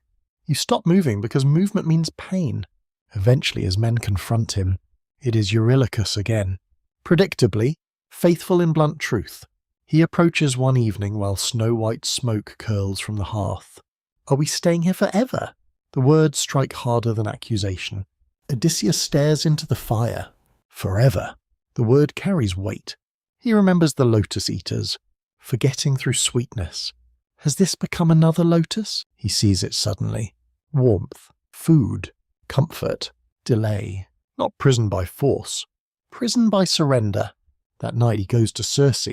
Moonlight spills silver across polished stone. Outside pine branches whisper in sea wind. Circe sits weaving. I must leave, he says. Her hands stop. She does not appear surprised. Only sad. Yes. A pause. I knew this moment would come. Odysseus steps closer. How do I get home? The question finally comes fully naked. No pride. No strategy. Only longing. Circe's expression changes. Her beauty remains, but something solemn enters her gaze. To reach home, she speaks carefully. You must first travel where no living man wishes to go. Silence deepens. Where? Circe looks toward darkness beyond the doorway. To the land of the dead. The words chill the air. Ancient Greeks feared death deeply, not because they imagined flames and punishment for all, but because most souls entered a shadowy existence in the realm of Hades. The dead retained memory, identity, sorrow, but not vitality. They existed like dim echoes of themselves. To visit that realm alive was nearly unthinkable. Odysseus feels genuine dread. Why? To seek prophecy. She rises. Only the blind prophet Tiresias can tell you how to survive Poseidon's wrath. Poseidon? Even here the god remains central. Circe steps closer. Firelight softens her features. Her voice lowers. Listen carefully. What follows becomes one of the most sacred instructions in Greek myth. Sail beyond Oceanus. Beyond familiar sea routes. Beyond maps. To the edge of the world. There dig a trench. Pour libations, milk, honey, wine, water. Scatter barley. Sacrifice black sheep. Let blood fill the earth. Then wait. The dead will come.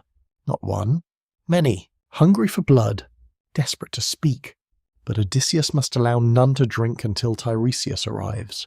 The ritual reflects authentic Greek funerary symbolism. Blood represented life force. In myth shades regain temporary awareness through contact with living vitality. Ritual boundaries mattered. Without ritual, the dead remained inaccessible. Circe continues, When Tiresias comes, he will tell you the path. She pauses. Then comes the warning, the prophecy. Do not underestimate what you will hear. Odysseus narrows his eyes. What do you mean? Circe looks almost reluctant. The dead do not comfort. A pause. They reveal. This strikes deep. Revelation is often harder than suffering. Odysseus sleeps little that night. Before dawn, preparations begin. Supplies loaded. Animals secured for sacrifice. Water jars filled. His men move uneasily. None want to discuss the destination aloud. Sailors feared edges of the known world. Greek maps faded into myth beyond certain waters. Monsters, darkness, divine boundaries, these filled imagination where geography ended. The ship departs. Circe stands on shore. Wind moves through her hair. She says one final thing, not loudly. Yet Odysseus hears every word. When you meet the dead, she pauses. Prepare to meet yourself. The sea changes as they sail northward. Colours fade. Blue becomes grey. Grey becomes iron. Birds vanish again. Wind cools sharply. Mist thickens. Even sound feels dampened. No gulls. No fish. No sunlight strong enough to warm skin. Day loses brightness. Night loses stars. The boundary approaches. Some researchers suggest Homer drew from memory of Northern Sea's volcanic fog zones or atmospheric anomalies. Others argue the geography is intentionally spiritual rather than physical. The voyage is psychological as much as spatial. Hours become impossible to measure. Then land emerges. Bleak, silent. Bare earth under perpetual twilight. No birds sing. No trees sway. No animal calls break stillness. Only silence. A silence so complete you hear your own breathing with painful clarity. The men land. No one speaks. Odysseus takes a bronze blade. Begins digging. Cold earth resists. The trench deepens. Libations poured. Milk. Honey. Wine. Water. Barley. Then the sheep. Black wool glistens in dim light. The blade falls. Warm blood spills. And then the earth responds. Mist thickens. Air turns freezing. The trench darkens. Shapes begin to gather. At first only movement. Then outlines. Human forms. Dozens. Hundreds. Shadows. Waiting. Hungry. The dead have come. And somewhere among them one voice already moves closer than all others. A voice Odysseus never expected to hear again. His mother. The air above the trench turns bitterly cold, so cold that breath leaves Odysseus's lips in pale mist. Blood darkens the earth thick and shining in the half-light, and the smell of iron spreads through the stillness. Around him, shadows gather in impossible numbers. At first they seem like smoke shaped by wind, but there is no wind here. Then the forms sharpen. Faces emerge. Hollow eyes. Mouths opening in silent hunger, hands reaching, not violent, desperate. Every shade wants the same thing. Blood, memory, voice. The dead press closer. Odysseus draws his sword. Bronze catches dim light. His arms tremble, but he holds the line. Circe's warning echoes in him. Let none drink before Tiresias. The shades crowd the trench. Old men, young warriors, women, children, kings, beggars. Death has flattened earthly rank into shared longing. Ancient Greek listeners felt deep unease in scenes like this because the underworld was not a place of clean moral sorting for most souls. It was continuity without vitality, consciousness without warmth, memory without touch.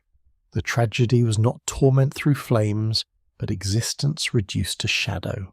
Then one shade steps forward. Odysseus freezes. He knows her face, older now, softer, yet unmistakable. Anticleia, his mother. For a moment his mind refuses reality. No, impossible. When he left for Troy, she was alive. Waiting, praying. He grips the sword harder. His voice breaks. Mother. The shade reaches toward the blood. Instinct screams at him to let her drink, to embrace, to speak, but discipline holds. Not yet. Not until Tiresias. This restraint becomes agony. Anticleia stares at him with eyes full of recognition and sorrow. She knows him. She knows he sees her. Yet no words pass between them. Odysseus feels something inside him fracture. This is grief delayed by war now arriving all at once. Then another presence approaches. Different. Stronger. The other shades part. A figure moves forward carrying authority even in death. Blind eyes. Staff. Stillness. Tiresias. He kneels. Drinks. And the transformation is immediate. Awareness floods him. His posture straightens. His voice returns not loud but terrifyingly clear. Odysseus. The prophet already knows. Ancient prophecy in Greek myth rarely functioned as simple prediction. It revealed possibilities, consequences, patterns woven between divine will and human choice. Fate existed, but choices shaped its path. Tiresias speaks. You seek home. Odysseus nods. Yes. The prophet's expression darkens. Poseidon hunts you because you blinded his son. A pause. But the greater danger is not Poseidon. Odysseus frowns. Then what? Tiresias lifts his head. You? Silence. The answer lands with brutal precision. Not storm. Not monsters. Self. Pride. Impulse. Weak discipline among men. The pattern becomes visible. Tiresias continues. You may yet reach Ithaca. May. Not will. May. That distinction matters. But hear me carefully. The prophet raises one hand. When you reach the island of Helios, you will find sacred cattle. His voice sharpens. Do not touch them. The dead seem to lean closer. Leave them untouched, and suffering may end. A pause. Harm them. The air grows colder, and destruction will follow. Odysseus listens without blinking. Tiresias is not finished. You may return home late. The word echoes. Late. Polyphemus' curse. Call back to the prayer. Broken, delayed, alone. The prophecy continues. You may return alone. The phrase hits like iron. Alone. Odysseus feels the weight of every surviving companion nearby. No, surely not. Tiresias speaks one final prophecy stranger than all before. When you reach home, you must carry an oar inland. Odysseus stares. An oar? Why, walk until someone mistakes it for a winnowing fan. Ancient agricultural imagery replaces maritime identity. A winnowing fan separated grain from chaff. To Greeks, this symbolized distance from the sea itself. Tiresias continues, their sacrifice to Poseidon. Only then, peace. The prophet steps back. His awareness begins fading. But before shadow claims him fully, he gives one final warning. Remember! A pause. The sea punishes forgetfulness. Then he is gone back into shadow. Odysseus lowers his sword slightly. Now, his mother. Anticlea steps forward. He lets her drink. Blood touches shadow. Voice returns. Odysseus. Her voice breaks him. He falls to his knees. Mother? The word leaves him like prayer. How? He cannot finish. She understands. You were gone too long. Simple words. Cruel truth. Ancient war separated families for years. Epic rarely lingered on the quiet suffering of those left behind. Here Homer does. Odysseus asks the question he fears most. My father? Alive. Penelope. Anticlea smiles sadly. She waits. His breathing quickens. Telemachus, he grows into a man. Relief floods him. Then, how did you die? Silence. Anticlea's eyes soften. Not illness. Not violence. Not plague. Her answer devastates. I died longing for you. No spear could wound deeper. She died from grief. From waiting. From absence. Odysseus trembles. All the cleverness in the world cannot defend against this. Ancient audiences understood filial duty intensely. Glory abroad carried cost at home. Odysseus reaches for her. He tries to embrace her. His arms pass through shadow. Nothing. No warmth. No body. No touch.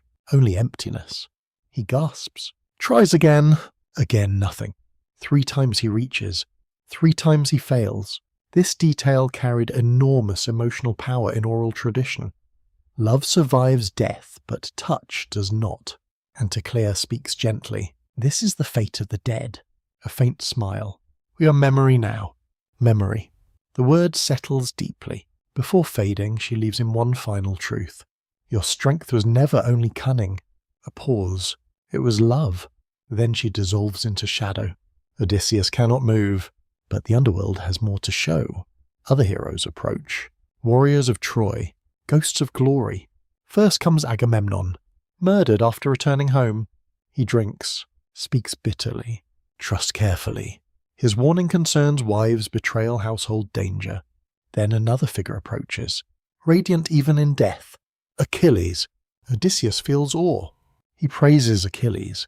Surely no man is more blessed in death. Achilles' reply becomes one of mythology's most haunting truths. Do not praise death. A pause. I would rather live as a servant than rule all the dead. Silence follows. Glory shattered. This shocked ancient listeners because Achilles embodied heroic immortality through fame. Yet here he rejects it. Life itself, even humble life, outweighs dead glory. Some historians believe this line reflects profound cultural evolution within Greek thought, heroic honor confronted by existential truth. The shades continue gathering. Too many memories. Too much grief. Odysseus feels the boundary weakening. The dead crowd closer. Hungry again. Voices multiply. Hands reach. Fear returns. He rises. The ritual must end. He retreats toward the ship. Behind him the underworld swells with whispering names. And among those whispers one truth remains louder than all. Home is no longer just a place.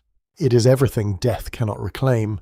The ship leaves the land of the dead beneath a sky that seems reluctant to brighten. Even when daylight returns, something of the underworld remains clinging to the men like cold mist trapped in cloth. No one speaks much. Oars dip into steel-grey water with quiet rhythm. Salt dries across skin. Rope fibres burn calloused hands. Yet the deeper burden is invisible. Each man senses that something inside Odysseus has changed. He returned from the realm of shadows carrying more than prophecy. He carries grief sharpened into clarity. His mother's words remain with him. Your strength was never only cunning. It was love. For years Odysseus relied on intelligence as shield weapon identity. Now another truth presses inward. Love-longing, loyalty, memory. These are not weaknesses slowing him down. They are the very forces pulling him home. Ancient Greek audiences would have recognized the emotional shift. Heroism is beginning to transform. Survival alone is no longer enough. Meaning matters. After several days, the familiar island of Circe returns into view through morning haze. She waits on the shore as though she always knew exactly when they would return. Fire burns behind her hall. Wolves rest nearby. The men disembark with solemn exhaustion. Circe listens as Odysseus recounts the underworld. She closes her eyes when he speaks of Anticlea. She nods grimly at Tiresias's warning. Then she begins preparing them for the next trials. Her tone changes. No softness now. Instruction. Precision. The first warning concerns voices. There is an island you must pass, she says, where the Sirens sing. At the word, even wind seems to quiet. Ancient Greek listeners knew the Sirens well, though descriptions evolved over time. Early art often depicted them as part bird, part woman, creatures of song and death, perched among bones and wreckage. Their danger was not physical force. It was knowledge, Circe continues. They sing to every sailor. What happens if you hear them ask Eurylochus? Circe's gaze hardens. You stop wanting anything else. The echo of the Lotus Eaters is unmistakable. Another form of forgetting, but deeper. Their song promises truth. She turns to Odysseus. They will tell you what you most desire to know. That is more dangerous than temptation of pleasure. Pleasure seduces the body. Knowledge seduces the mind. Circe explains the solution. Melt beeswax. Seal every sailor's ears. No one hears. No one answers. Then she pauses. But you... Her eyes settle on Odysseus. You will want to listen. A strange half-smile appears. You always do. She knows him well now. Odysseus does not deny it. The hunger to know lives deep in him. What if I want to hear? Circe studies him. Then be bound. A pause. To the mast! No matter what you say, they must not release you. The men exchange uneasy glances. Circe continues with further warnings Scylla Charybdis, and beyond them the cattle of Helios. But the Sirens stay in Odysseus's thoughts. Truth? What truth could justify madness? They depart again at dawn. Days later signs begin. The sea smooths unnaturally. Wind dies. Sails droop. No birds. No fish. Even waves grow strangely quiet. Silence spreads so completely the smallest sounds become enormous. The creak of mastwood, the drip of water, the soft rasp of breath. Odysseus recognizes the omen. Now, he gives orders. Beeswax melts over flame. Warm, golden wax fills the air with sweet scent. Men press softened wax into each other's ears until sound dulls and vanishes. Faces become strangely distant in silence. Then Odysseus steps to the mast. Bind me! His men hesitate. He repeats more firmly. Bind me. Ropes wrap wrists, chest, waist, ankles. Tight. Immovable. He tests them. No escape. The ship advances. Ahead lies an island. At first it seems beautiful. Low green shore. Flowers. Sunlight. Then details emerge. Bones. White bones. Scattered among grass. Broken ships rotting near shore. Ancient death hidden beneath beauty. And then the song begins. At first, almost nothing. A tone, pure, clear, so beautiful it feels impossible. Then words. Only Odysseus hears. Only him. His entire body stills. The voices are female layered, impossibly harmonious. Not loud, not demanding, intimate, personal. Odysseus. They know his name. The sound enters deeper than hearing. It feels like memory singing. Come closer. His breathing quickens. The Sirens continue. We know Troy. We know every cry beneath its walls. His eyes widen. How? The song shifts. Now softer. We know what happened after. The ropes strain against his muscles. His mind races. They know. They know everything. Ancient tradition emphasized this power repeatedly. The Sirens promised total knowledge. For a man defined by intelligence, nothing could tempt more completely. The voices continue. We know why gods favour some, and destroy others. Odysseus pulls against the ropes. Wood groans. His pulse hammers. Then the song changes again. No longer about war. Now about home. About what truly hurts. We know Penelope. He gasps. We know Telemachus. Sweat runs down his skin. We know what waits in Ithaca. The words strike like lightning. What waits? What do they mean? Suitors, death, betrayal. The unanswered question becomes unbearable. His rational mind begins collapsing. He must know. Must. The Sirens sing one final temptation. We know whether your mother forgave you. Everything inside him shatters. His mother. Anticlea. The wound reopens. He screams, not in fear, in need. Release me. He thrashes violently. Ropes bite flesh. Wrists bleed. He shouts commands his men cannot hear, begging, threatening, ordering. His face contorts with desperate hunger. Release me. Release me. Release her. The men row harder. They do not look at him, Circe warned them. They obey. Ancient Greek audiences found this profound. Wisdom sometimes requires surrendering autonomy. Odysseus survives not through control but through trusted restraint. Intelligence alone cannot resist every temptation. The song peaks, then something unsettling happens. Some scholars remain divided on this detail because Homer never explicitly states the final words. Did the Sirens actually know hidden truths?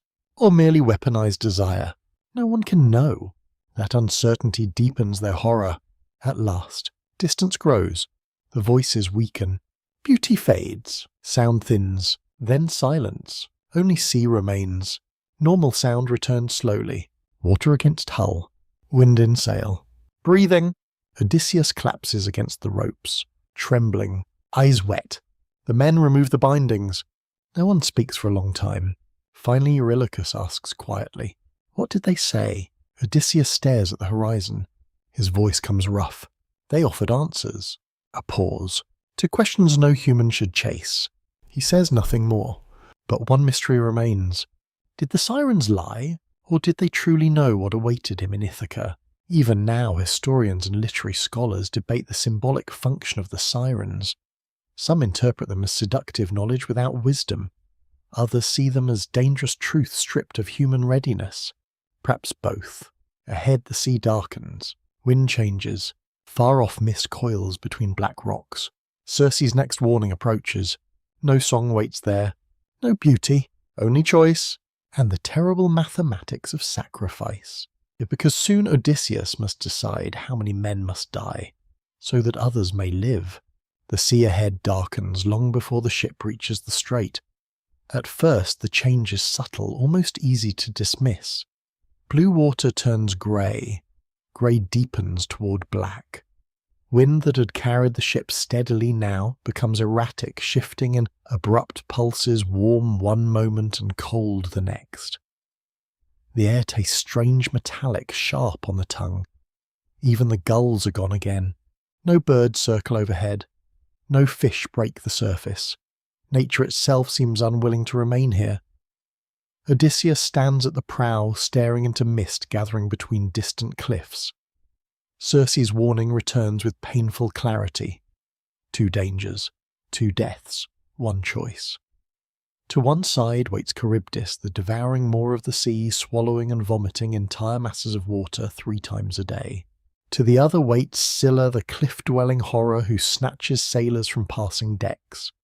Ancient audiences understood immediately that this was not merely a navigational hazard, it was a meditation on leadership itself. Sometimes every path leads to loss. Sometimes wisdom lies not in finding a perfect solution but in choosing the lesser catastrophe. As the ship advances, sound begins to change. At first you hear only oars dipping into water. Then another sound emerges, a low roar, rhythmic, deep, like distant thunder trapped beneath stone. The cliffs appear through mist at last, rising like black walls from the sea, impossibly steep and wet with constant spray. Narrow, oppressive. The passage between them feels far too tight for comfort. Odysseus grips the railing hard enough for his knuckles to pale. On the starboard side, the water begins rotating. Slowly at first, then faster. The surface bends inward, forming a vast spiral descending into darkness. Charybdis. Not merely a whirlpool, but an abyss. The sea itself seems to open. Foam spins violently around the rim while water plunges downward with monstrous force. Every few breaths the vortex deepens, revealing blackness below where light cannot follow. Some modern researchers suggest such myths may preserve memories of dangerous tidal vortices known to Mediterranean sailors. Yet myth transforms geography into something spiritual. Charybdis represents annihilation through total consumption. No remains, no bodies, no graves, only disappearance. The crew sees it. Panic spreads instantly. Men shout over one another. Port side away from it. Row harder. Their fear is rational. If the ship drifts even slightly too near, all are lost. Odysseus makes the decision, port side, towards Scylla. He says nothing of the monster waiting there. Circe told him not to tell the men. If they knew, terror would break discipline. This becomes one of Odysseus's cruelest burdens. Leadership sometimes means carrying knowledge others cannot bear. He chooses silence, and with it, guilt. Row he commands, everything you have. Oars slam into water. Muscles strain. Sweat runs. The ship edges away from Charybdis, but the price is proximity to the opposite cliff. Mist thickens. The rock wall looms impossibly close, now jagged and slick, rising into cloud. High above, near a dark cave opening, something moves. Too fast to track. Odysseus reaches for spear and sword despite Circe's warning that weapons will not help. Instinct demands resistance even when reason knows better. Then it happens. No warning, no roar, only speed. A blur descends from the cliff. Then screams, 6 of them, at once. You hear claws scrape wood, feel the deck shake. Men vanish upward, not thrown, taken, lifted bodily into mist. Odysseus looks up and sees them 6 terrible necks stretching from shadow, each ending in a snapping head lined with rows of teeth. Eyes cold, hungry, efficient. Scylla's less beast than mechanism of predation. No rage, no cruelty, only appetite. The captured men scream their king's name. Odysseus. That is what destroys him. Not the blood, not the horror. Their voices, calling him, trusting him, begging him. He lunges uselessly with his spear, too slow, too small, too human. The monster withdraws into the cave, carrying 6 writhing bodies. Screams echo against stone, then silence, total silence. The ship bursts beyond the strait. Calm water returns with shocking suddenness. Charybdis recedes behind them. Scylla disappears into mist. The danger is over. But the cost remains. 6 empty places on deck. The men breathe in ragged gasps, staring at one another in disbelief. One drops his oar and vomits over the side. Another collapses to his knees. Eurylochus slowly rises, face pale, eyes burning with a realization more painful than fear. You knew. Not accusation shouted in rage. Worse. Quiet certainty. Odysseus says nothing. Eurylochus steps closer. You knew something was there. Silence confirms everything. The crew understands. He chose 6 deaths over total destruction. Ancient Greek listeners would feel the unbearable weight here. Kingship was not glorious command alone. It meant moral injury, choosing which men die so others live, carrying memory of those chosen. Odysseus did the rational thing. Lose 6 save the rest, and yet rational truth offers little comfort to grieving men. This tension lies at the heart of the episode. Wisdom can wound. Night falls slowly. No one eats.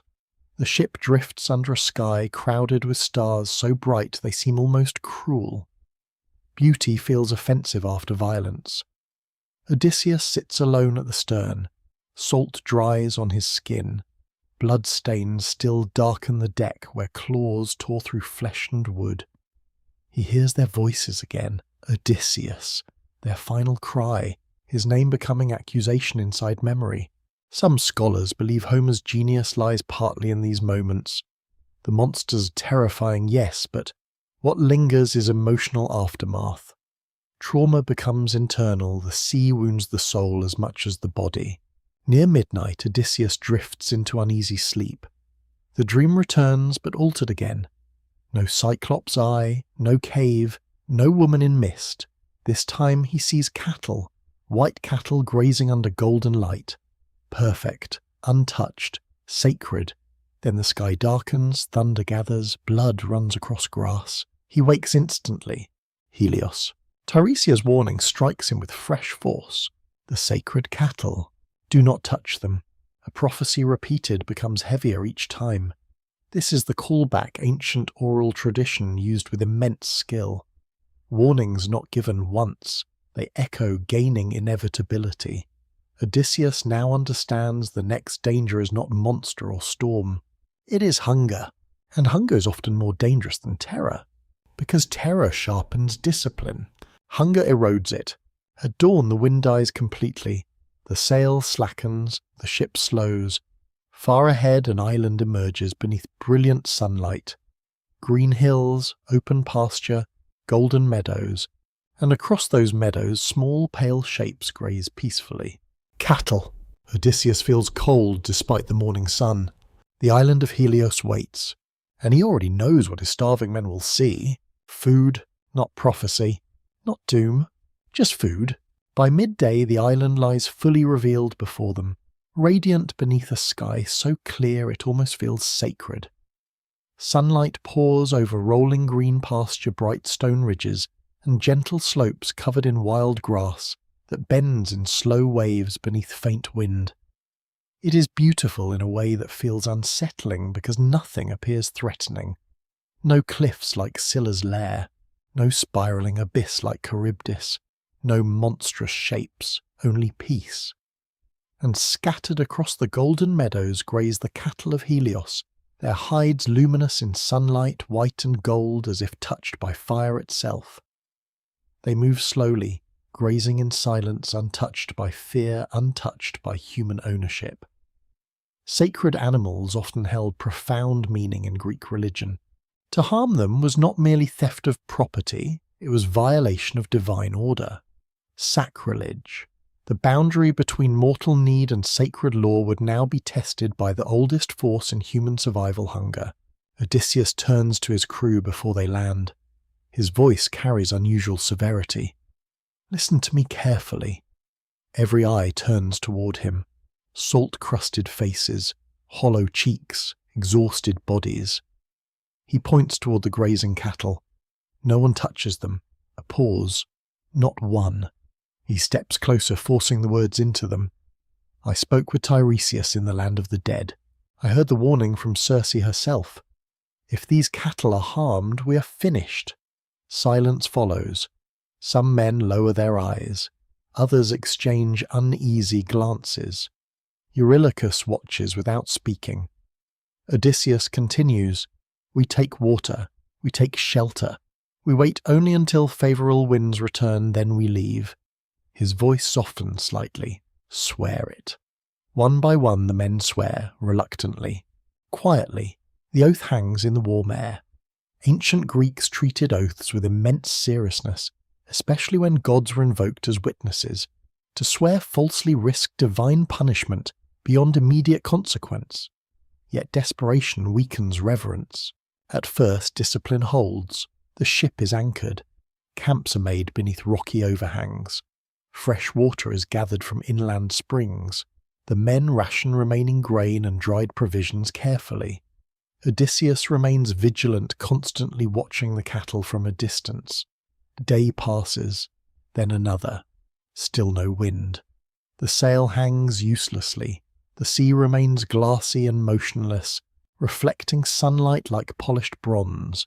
A week passes, food dwindles, rations shrink, hunger sharpens tempers, bodies weaken, conversation turns bitter. Ancient audiences would immediately understand this transition. Hunger is not merely physical discomfort, it changes thought. Morality begins to negotiate with survival. Storm clouds gather unexpectedly on the 8th day. Then comes rain, then relentless wind, but from the wrong direction. Violent, unusable, trapping them ashore. For nearly a month the storm continues. The irony becomes cruel. Earlier they begged for wind. Now too much wind imprisons them. Supplies vanish. The men begin eating birds they catch by hand. Fish, shellfish, anything. Still hunger grows. Cheeks hollow, eyes sink, movements slow, even Odysseus feels his strength draining, yet he clings to discipline because prophecy feels more real to him than starvation. He saw the dead. He heard Tiresias. He cannot dismiss the warning. Then comes the moment of fracture. Odysseus leaves camp to pray. He climbs alone to a grassy rise overlooking the sea. Wind lashes his cloak. He kneels, raises his hands, and asks the gods for mercy, for wind for release. Exhaustion overwhelms him. Hunger and sleeplessness pull him downward. Slowly, despite all vigilance, he falls asleep. That sleep becomes fatal. Back at camp, Eurylochus rises. His face is gaunt, harder than before. The men look toward him. They're starving, angry, frightened. He speaks quietly at first. All deaths are hateful to mortals. No one interrupts. He continues. But the worst death is to die by hunger. Heads lift. Eyes sharpen. The logic begins.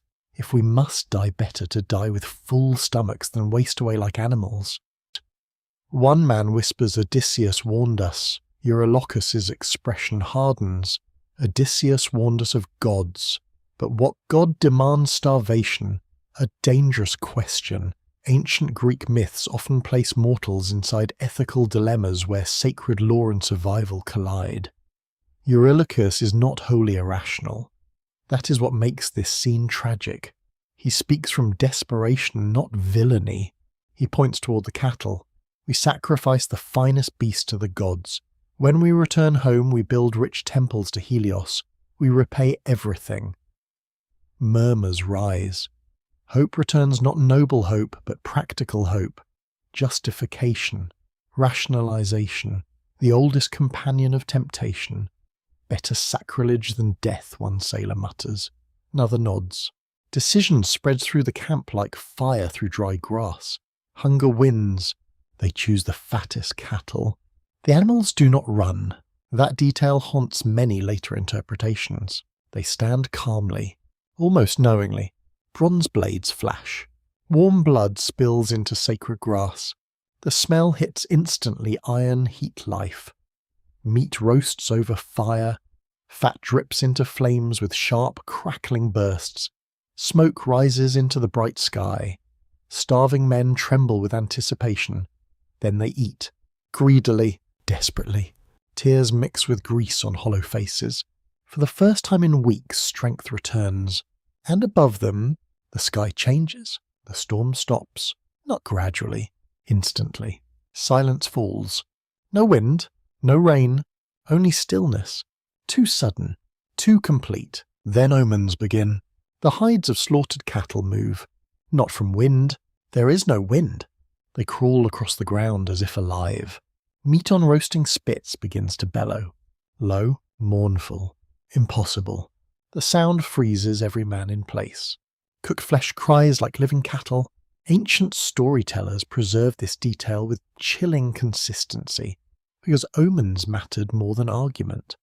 Nature itself now testifies. The crime has been witnessed. Odysseus wakes. He smells smoke. Meat. His blood runs cold. He sprints downhill. Too late. Bones. Fire. Grease. Silence. The men avoid his eyes. He understands instantly. No rage comes. Only horror. Deep. Absolute. The prophecy is broken open. He looks upward. The sun hangs brilliant overhead. Too bright. Unnaturally bright. Far above mortal sight, Helios sees everything. Ancient Greeks imagine the sun god as all-seeing, crossing the sky daily in radiant chariot, observing every oath, every betrayal, every hidden act. Nothing escaped sunlight. Some traditions say Helios immediately ascends to Olympus and speaks before Zeus. His demand is simple: justice. Punish them, he says, or I will carry the sun into the underworld and shine among the dead. The threat is cosmic. Without sun, order collapses. Zeus must respond. Odysseus does not hear this divine exchange, but he feels its consequence approaching. That night no one sleeps well. The air feels charged, heavy, expectant. Even insects are silent. The men sit around dying embers, unable to speak the truth aloud. They all know something now. The journey has changed. Not maybe, not possibly. Certainly, dawn comes golden and calm. At last favourable wind arrives. The men rejoice weakly. They launch the ship eager to leave cursed ground behind. But prophecy does not weaken through distance. Sacred violation travels with them. As the island recedes, dark clouds begin gathering on the horizon. Not ordinary clouds, dense, black, silent. No thunder yet, just judgment approaching across open sea. Odysseus watches them, and for the first time since Troy, he knows with absolute certainty that Tiresias spoke true. Someone will pay. The ship leaves the island of Helios under a sky that feels wrong in ways no sailor can mistake. At first the sea remains calm, almost gentle, as though offering one final deception before judgment falls. The sail fills with clean wind. Water parts smoothly along the hull. For a few fragile hours some of the men even allow themselves hope. Perhaps the worst has passed. Perhaps the gods accepted the sacrifice. Perhaps fear had exaggerated prophecy. This is often how ruin approaches, not with immediate violence, but with a brief and dangerous return of optimism. Ancient Greek audiences understood this rhythm intimately. False relief can be crueler than open danger because it invites the heart to unclench just before the blow. Odysseus does not relax. He stands at the stern eyes fixed on the horizon where black clouds continue gathering with unnatural precision. They do not drift like ordinary storm fronts. They build, layer upon layer, dense, silent, deliberate. No gulls cross their path, even the light begins to change. The sun, once warm gold, turns pale behind a grey veil. Colour drains from sea and sky until the world feels forged from iron. The men notice it too. Conversation fades, oars stop, hands tighten around rope and wood. Every instinct honed by years of sailing whispers the same truth. Something is coming, then sound disappears. Not reduced. Gone. Wind dies. Sail slackens. Waves flatten. The ocean becomes a motionless mirror. Silence spreads so completely that men hear their own heartbeats. This detail appears again and again in myth because silence before divine violence feels more terrifying than noise. When nature stops behaving naturally, mortals understand power beyond them has entered the scene. Odysseus closes his eyes. He already knows. This is not Poseidon. This is older. Higher. Judgment from Olympus. Then the first thunder comes. It does not roll across the sky. It detonates. A single crack so violent the ship shakes as though struck by a battering ram. Several men claps instantly, hands over ears. Light follows half a breath later, white, absolute, blinding. Not lightning as humans usually know it, branching across cloud. This is a spear of pure radiance hurled downward from heaven. Zeus has answered. The bolt strikes the mast. Time seems to stop. Then everything explodes. Wood erupts into flame and splinters. Bronze fittings burst apart. Tar ignites. Fire races across soaked rope with impossible speed. The mast snaps like dry bone. Burning fragments rain across the deck. Men scream. One is thrown overboard instantly. Another catches fire before hitting the sea. Smoke and steam fill the air together. The ship breaks. Not slowly. Violently. Ancient ships relied on structural balance. Destroy the mast and central supports and the hull becomes vulnerable to catastrophic failure. Zeus's strike tears the heart out of the vessel. The deck splits. Water floods in. Panic becomes total. Men grab anything that floats, planks, oars, shattered beams. But divine judgment leaves no room for recovery. The sea that had gone still suddenly awakens. Waves rise, not from wind, from force. The water itself convulses. Odysseus is thrown hard against shattered timber. Salt floods his mouth. Fire hisses into steam around him. Screams echo through spray and smoke. He sees Eurylochus. For one brief moment, their eyes meet across chaos. No anger, no accusation. Only terrible understanding. The cattle, the oath, the cost. Then a wave lifts Eurylochus and he is gone, swallowed. One by one, every surviving companion disappears. Some sink instantly. Some cry out. Some vanish between waves. No rescue is possible. No command matters. Leadership ends where divine sentence begins. And then silence inside Odysseus. Not calm, shock, a terrible emptiness. Tiresias' prophecy returns with merciless clarity. You may return alone. Alone. The word becomes real, not symbolic, not poetic. Fact. Odysseus is the last ship, the last king, the last witness. He refuses death, even now. Even broken, battered, grieving, his survival instinct remains terrifyingly strong. Ancient audiences admire this almost beyond reason. Odysseus survives not because fate makes survival easy, but because he refuses surrender with nearly unnatural persistence. He lashes together wreckage, mass fragment, keel timber, broken rope, improvised raft. Every movement costs strength. His muscles burn, blood runs from cuts across his arms and scalp. Salt enters every wound like fire. Yet he floats, barely. Night falls. Storm continues. Rain lashes his face. He clings to wreckage beneath a sky that no longer shows stars. Only darkness. Only water. Only memory. Hours pass, or days. Time dissolves. Some scholars interpret the sequence almost psychologically. Odysseus has lost fleet men, command identity as captain. Everything external has been stripped away. Only bare self remains. Survival enters its purest form. Then another terror approaches. A roar beneath water. Rotating current. Odysseus opens swollen eyes. No, impossible. But there it is. The whirlpool. Charybdis again. The sea pulls him toward the same devouring maw he barely escaped before. The vortex churns violently, swallowing entire walls of water downward. His makeshift raft spins. Closer, closer. Ancient myth loves circular return. The hero confronts old terror in altered form. Earlier Odysseus had cruise ship command. Now he has none. He spots salvation. A fig tree rooted in cliff rock above the whirlpool. At the final moment just before wreckage is swallowed, Odysseus leaps. Hands grasp branch. Pain explodes through shoulders, but he holds. Below him Charybdis consumes the raft. Gone. Odysseus hangs above annihilation like an insect clinging to life. Hours pass. Arms tremble violently. Sweat mixes with rain. Below the whirlpool eventually spits out broken wreckage. The current loosens. Odysseus releases. Falls. Hits water hard. Grabs floating timber. Escapes. Again.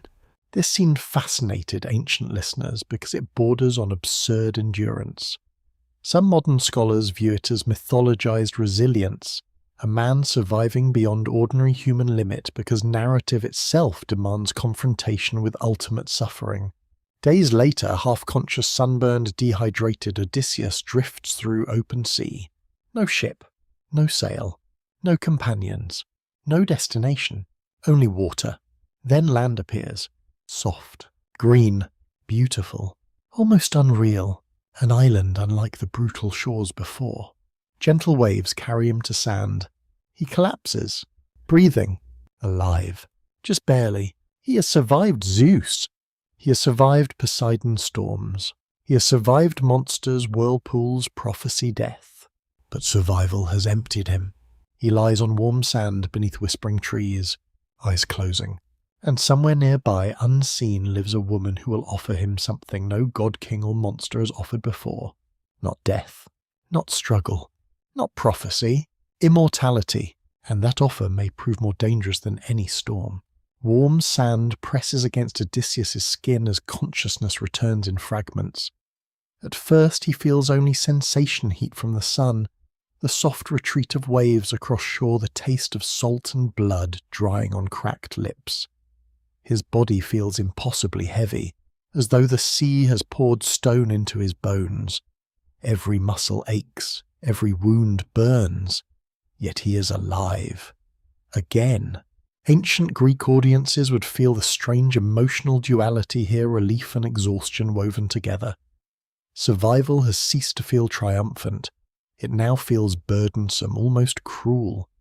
To keep living after losing everyone can feel less like victory and more like obligation. He opens his eyes. Above him, branches sway gently in warm sea air. The island is beautiful, in a way that feels almost unreal. No jagged cliffs, no dark caves, no monstrous cries.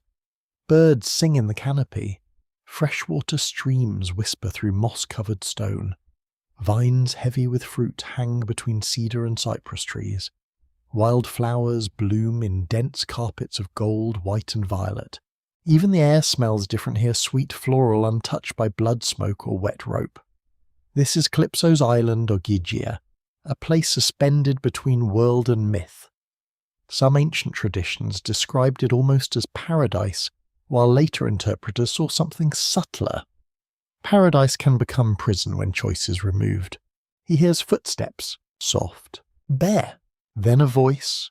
You survived. Odysseus turns. Calypso stands before him.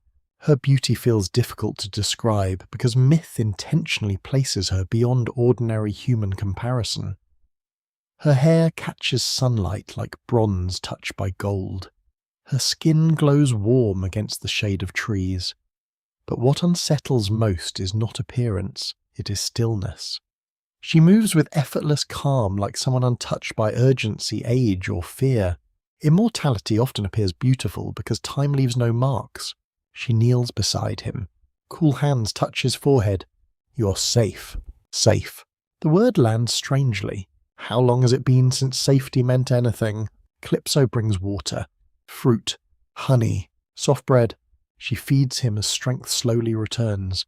Days pass in recovery, wounds close, bruises fade. Sleep becomes deep and dreamless for the first time in years. No Cyclops, no storms, no underworld, no screaming companions. Only birdsong, warm light and silence. Weeks pass, then months. Odysseus heals physically, but something else emerges. Restlessness. At first he resists naming it. After everything, shouldn't peace satisfy him? Ancient listeners would recognize the irony immediately. Mortals often believe they desire peace absolutely. Yet identity forged through struggle does not easily settle into stillness. Calypso offers comfort without limit. Her cave home glows with hearth fire and polished stone. Vines crawl along walls heavy with grapes.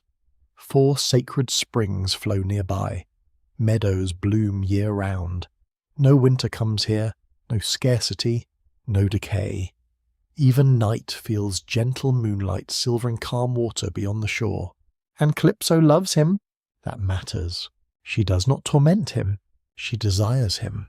Some later retellings soften or darken this relationship, and scholars continue to debate how to interpret her role. Captor-lover. Lonely immortal. Another interpretation suggests tragedy on both sides. Calypso genuinely loves, but immortal love often misunderstands mortal need. One evening she speaks what has remained unspoken. Stay. Odysseus looks toward the sea. Calypso continues, You have suffered enough. She steps closer. No war, no storms, no hunger, no death. Her voice softens. Stay with me. The offer deepens. Be mine. A pause. I can make you immortal. Silence. This may be the most extraordinary temptation in the entire Odyssey. Not pleasure alone. Not knowledge. Not power. Freedom from death. Ancient Greeks held complicated views on immortality. The gods were deathless, yes, but immortality did not automatically mean happiness. Mortality gave urgency, meaning tenderness. To know time ends changes how love feels. Odysseus says nothing. Calypso studies him. I can stop your aging. No sickness. No dying. No loss. Her final words strike deepest. No grief. No grief. What mortal would refuse? And yet, Odysseus walks her to the shore, sits on stone, watches the horizon. This becomes his ritual. Day after day, he sits facing the sea, not sailing, not fighting, waiting, weeping. Ancient texts emphasize this image repeatedly because it reveals the core of his transformation. The clever strategist, the war hero, the survivor of monsters now spends his days crying at the shoreline, not from weakness, from longing. Calypso eventually joins him. She asks the question plainly, "Why choose suffering?" Odysseus finally answers. His voice is quiet. "You are beautiful. Truth. You are kind. Also truth. More beautiful than Penelope." Calypso stills. Then comes the deeper truth. "But you're not home." Silence. Wind moves through grass. Odysseus continues. "Penelope will age. She will wrinkle. She will die." His voice tightens. "So will I." A long pause. "That matters." This is one of Greek literature's most profound statements about mortality. Love gains intensity precisely because it ends. Immortality can flatten meaning because nothing is urgent when time is infinite. Calypso understands, and suffers, because for the first time perhaps she realizes immortality cannot solve longing. Years pass, not months, years. 7 years according to the most common tradition. 7 years of paradise. 7 years of emotional captivity. 7 years of watching the horizon. Then change begins far away. On Olympus among the gods, memory stirs. Athena has not forgotten Odysseus. That matters enormously. Ancient Greek myth repeatedly shows divine memory as power. To be remembered by a god can preserve destiny against oblivion. Athena stands before the assembled immortals. She speaks to Zeus. Her argument is sharp. Will Odysseus suffer forever? A pause. Has he not paid enough? Zeus listens. Poseidon is absent. Far away among distant worshippers.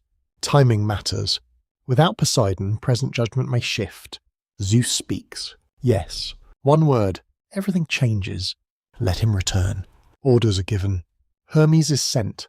Back on Ogygia, Odysseus sits by the shore as usual, waves washing rhythmically over stone. He does not yet know the gods have remembered him. But that evening something unusual happens. A wind rises. Not violent. Not strong. Gentle. Yet different. Purposeful. He feels it immediately. Ancient sailors developed instincts so refined that small changes in air pressure scent and movement carried meaning. Odysseus lifts his head. The wind smells of open sea, of journey, of possibility. He closes his eyes. Somewhere behind him within Calypso's cave divine footsteps approach, and immortality is about to lose to something even the gods cannot fully control, the stubborn human hunger to return home. The evening wind continues moving across Ogygia with a strange clarity, stirring leaves and carrying the salt-rich scent of open water deep into Calypso's flowering groves. Odysseus feels the difference before he understands it.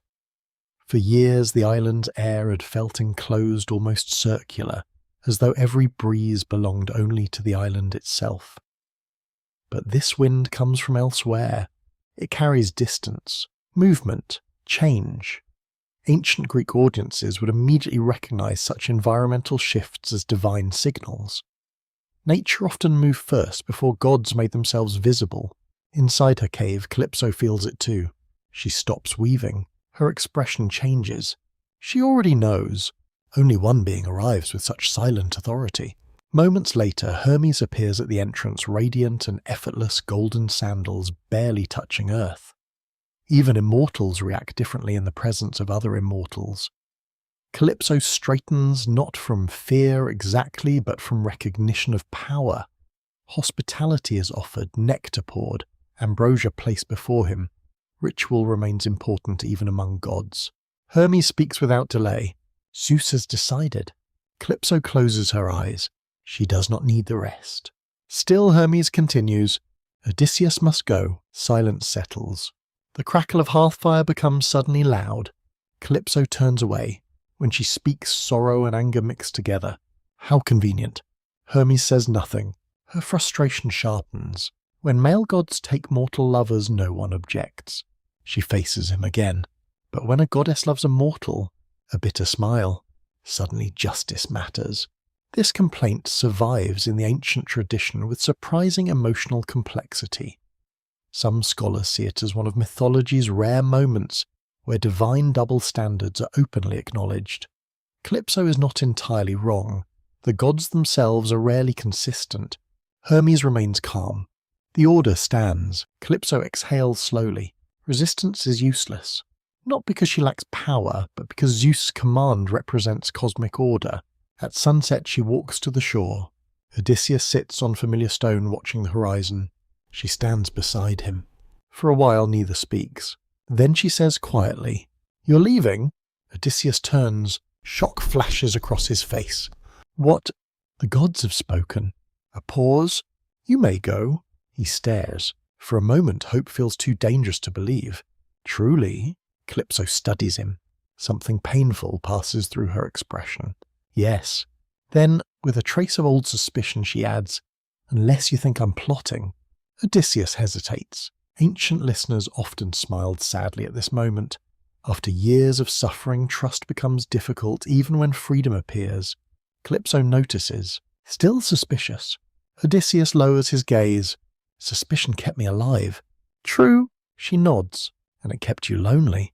That lands hard, because it is also true. The next days are spent building. Not a ship, a raft. Odysseus cuts timber with bronze tools provided by Calypso. Cedar and pine fall beneath controlled strikes. Wood scent fills the air, fresh resin sap, clean grain. He shapes beams, lashes, supports, seals, joints. His body remembers labour. Ancient Greek kings were expected to possess practical skill, not merely command. Odysseus's craftsmanship reinforces his identity as builder and maker, not only warrior. Calypso helps, quietly, without complaint. This matters. She does not sabotage him. She does not curse him. She helps him leave. That transforms her tragedy. She is not villain now, only abandoned and mortal. At night they share meals in silence more often than words. The emotional distance between them feels strange. He is physically present yet already gone. On the final night, moonlight washes silver across the sea. Calypso speaks. One last offer. Odysseus listens. "Stay." Simple, unadorned. No persuasion through immortality now. Just desire. "Stay because I want you here." A long silence follows. Odysseus answers gently, "If I stay." He searches for words. "I stop being myself." This reaches the heart of his journey. Who is Odysseus without longing, without return, without Ithaca? Calypso understands, and that understanding hurts more than refusal. Morning comes clear and bright. The raft is ready. Food loaded, water secured, wine stored, fresh clothing folded. Calypso gives practical guidance, currents, stars, winds. Even now she protects him. Then she gives one final gift. A cloak. Warm, sea-resistant. Simple, human, not magical. That detail feels important. Not power, care. At the shoreline they stand facing each other. No dramatic speeches, no divine fury, only sorrow. Calypso touches his face. Her voice barely rises above the surf. "You will suffer again." Odysseus nods. "I know. You may die." "I know." A pause. She asks the deepest question. "Why choose mortality so fiercely?" Odysseus looks toward the sea, then answers, "Because endings matter." Ancient Greek philosophy echoes through that sentence. Mortality gives weight to choice. Death gives shape to life. Calypso withdraws her hand. He boards the raft. Wind catches the small sail. Distance begins. She watches from shore. Still, silent. The island slowly recedes. For 17 days the voyage remains peaceful. 17 days. Sun by day, stars by night. Odysseus navigates by constellations, Ursa Major, Orion, and the Pleiades guiding direction. Ancient Mediterranean sailors relied heavily on stellar navigation.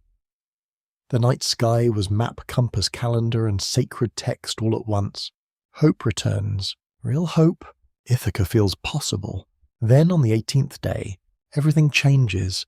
Far away across open sea another god returns. Poseidon. He has been among the Ethiopians receiving sacrifice. Now he travels home, and from a distant height he sees something moving across his waters. A raft. A mortal. He narrows his gaze. Recognition comes instantly. Odysseus. The name spoken by Polyphemus returns. The prayer, the curse, the unfinished wrath. Poseidon's expression hardens. Ancient myths often portray gods as eternal, but emotion among them remains immediate. Anger does not always fade with time. Divine memory can preserve insult with terrifying clarity. Poseidon raises his trident. The sea answers. Clouds gather with violent speed. Wind screams awake. Waves begin rising. Odysseus sees the horizon darken. His pulse spikes. No, not now. Not after all this. But the storm grows. Fast. Too fast. Lightning flashes inside black cloud walls. Rain begins. The raft shudders. And Odysseus understands with cold certainty Poseidon has seen him, and the sea is about to become wrath again. The storm does not build gradually. It detonates. One moment Odysseus rides steady water beneath pale sunlight. The next the sky collapses into black violence. Wind slams into the raft with such force that the sail tears loose, instantly snapping like cloth caught in a giant's fist. Rain lashes his face so hard it feels like thrown stones. The sea rises in walls around him. Not waves, but moving cliffs of water, dark green and almost black beneath stormlight. Ancient Greek audiences would have recognized the terror immediately. This is no natural storm. Poseidon is no longer cursing from afar. He is present, personal, watching. High above the raging water, though invisible to mortal eyes, Poseidon lifts his trident. His anger is not wild fury. That is what makes it worse. It is deliberate, controlled, the wrath of a god who has waited years. Odysseus grips the raft with both hands as it rises and plunges violently. Rope burns his palms, salt floods his mouth, every breath becomes labour. The carefully built raft groans under strain. Timbers flex, lashings scream, water floods across the deck faster than he can throw it off. Lightning splits the sky, illuminating endless white spray and black cloud. For a heartbeat, the whole world becomes brightness. Then darkness returns even deeper. Odysseus shouts into the storm, though no human voice can matter here. His thoughts turn bitter. Ancient epic often allows heroes moments of raw humanity beneath grand myth, and this becomes one of them. He thinks of Troy, of comrades who died in glory, of warriors who fell beneath spears before city walls and received funeral rites, songs and memory. And he who survived all of it may now drown alone on shattered wood. Better to have died at Troy, he thinks. The thought is not cowardice, it is exhaustion. Survival has become heavier than death. Some scholars note how profoundly unheroic and human this moment feels. Odysseus is not triumphant. He is tired. Poseidon strikes. The trident drives downward. A monstrous wave rises higher than all before and crashes onto the raft. Wood explodes. The raft shatters. Odysseus is thrown into open sea. Cold engulfs him. Everything becomes chaos. Water pressure, sound darkness. Up and down lose meaning. He tumbles through violent currents, lungs burning, limbs flailing. Salt invades nose and throat. His chest screams for air. At last he breaks the surface, coughing violently, only to be slammed again by another wave. The remnants of the raft drift apart around him. Now he is truly alone. No ship, no mast, no timber strong enough to trust.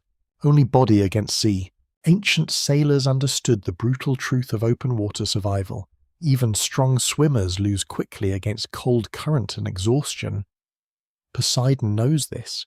He does not need to kill Odysseus directly. The sea itself can finish the work. Then another presence enters.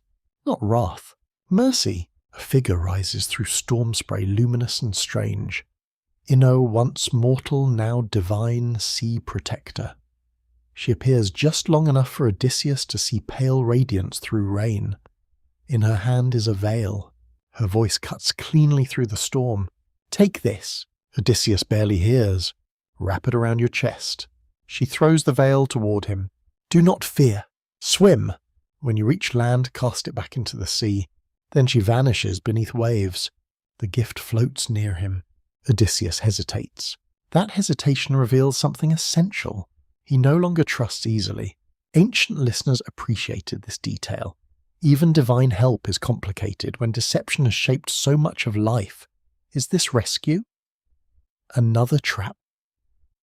Hallucination born of drowning. He chooses caution. He clings first to raft fragments. Hours pass. The storm worsens. The fragments become useless. Finally, reason wins. He wraps the veil around his chest. Let's go.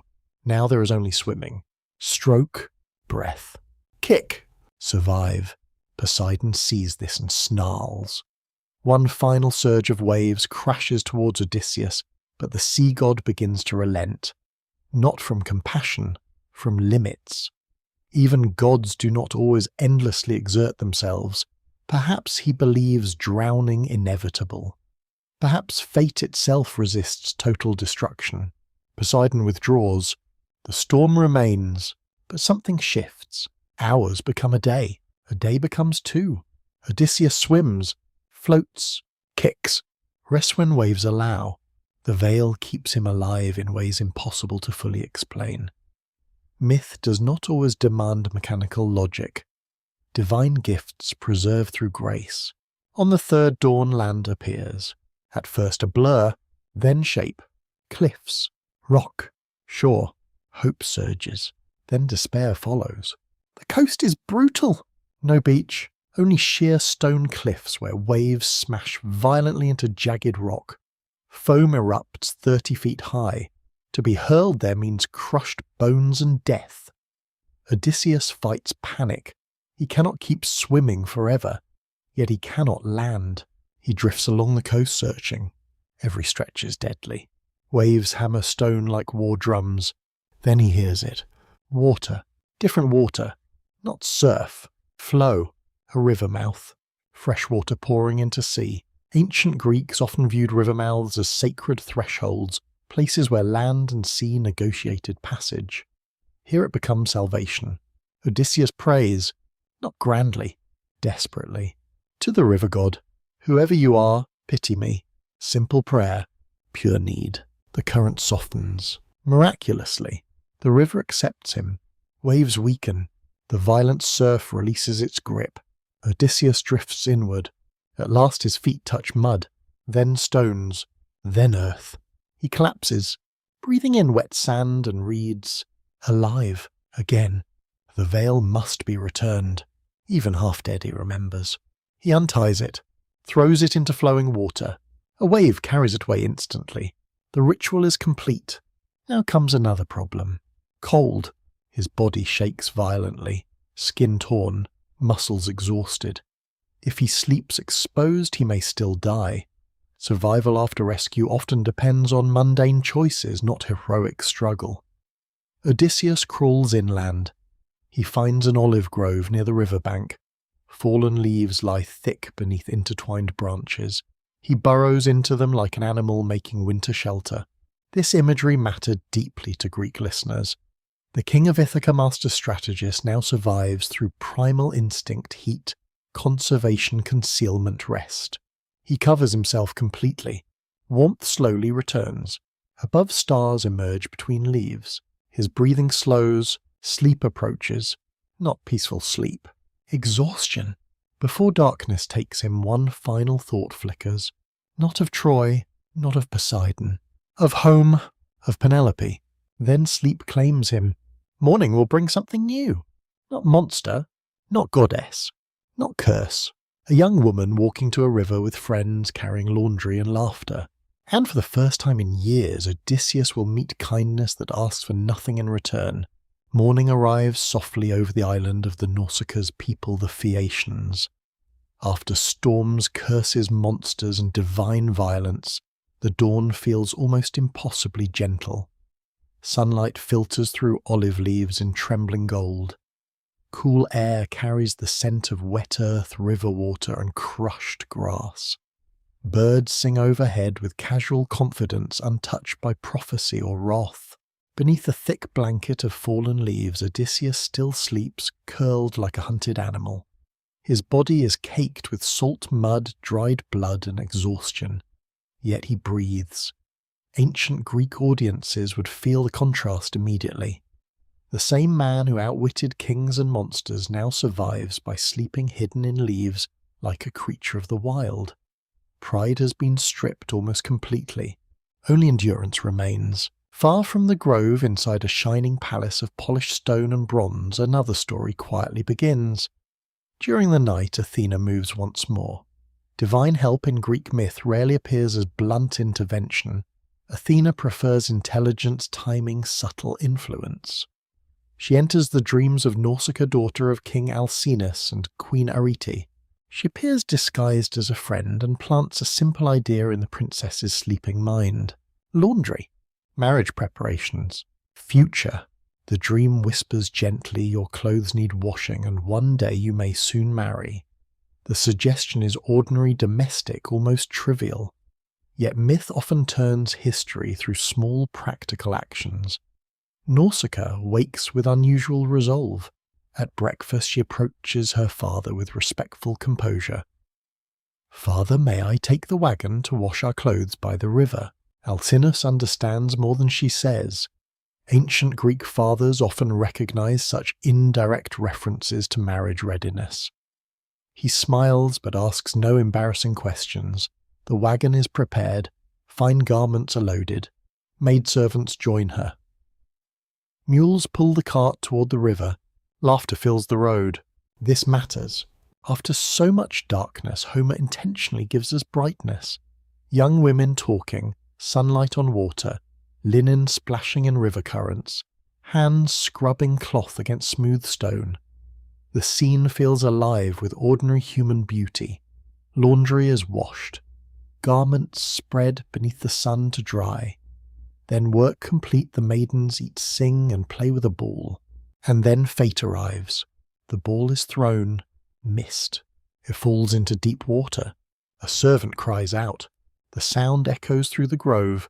Odysseus wakes. Instantly, every instinct sharpened by years of danger activates. He hears voices, young voices, human voices, not monsters, not gods, humans. He slowly rises from the leaves. Then reality hits. He is naked, salt-encrusted, filthy, wild-haired, barely recognizable as civilized man. Ancient Greek audiences deeply understood the importance of appearance in hospitality culture. Presentation mattered. Clothing signaled status, identity, dignity. Odysseus now possesses none. He breaks a leafy branch to cover himself. Steps toward the river. The maidens see movement. Then him. Chaos. Most scream and flee immediately. Running. Terrified. Only Nausicaa remains. Athena strengthens her courage. She stands still, watching. Odysseus stops. This moment becomes delicate beyond measure. He must choose words carefully. Too close, he terrifies her. Too desperate, he appears dangerous. Too proud, he loses sympathy. This is no battle of bronze. It is a battle of human perception, and Odysseus excels. Some scholars regard this as one of his greatest demonstrations of intelligence because survival now depends entirely on social intuition. He chooses distance, keeps space between them, lowers himself slightly. Not full prostration. Respect. Humility. Then he speaks. "Princess." His voice is rough from salt and exhaustion. "Are you goddess or mortal?" The old formula of reverent uncertainty. Wise. Complimentary. Safe. Nausicaa watches him carefully. Odysseus continues. "If goddess, you resemble Artemis. A comparison to Artemis, radiant and noble. Then truth. If mortal, blessed are your parents." His words remain elegant despite ruin. That matters. Language reveals civilization when appearance cannot. He explains only what is necessary. Shipwreck. Storm. Suffering. Need. No threats. No manipulation. Finally he asks. "Please, a cloth to wear. Nothing more. Not gold. Not shelter. Clothing. Dignity." Nausicaa's fear softens into compassion. She sees it now. Not monster.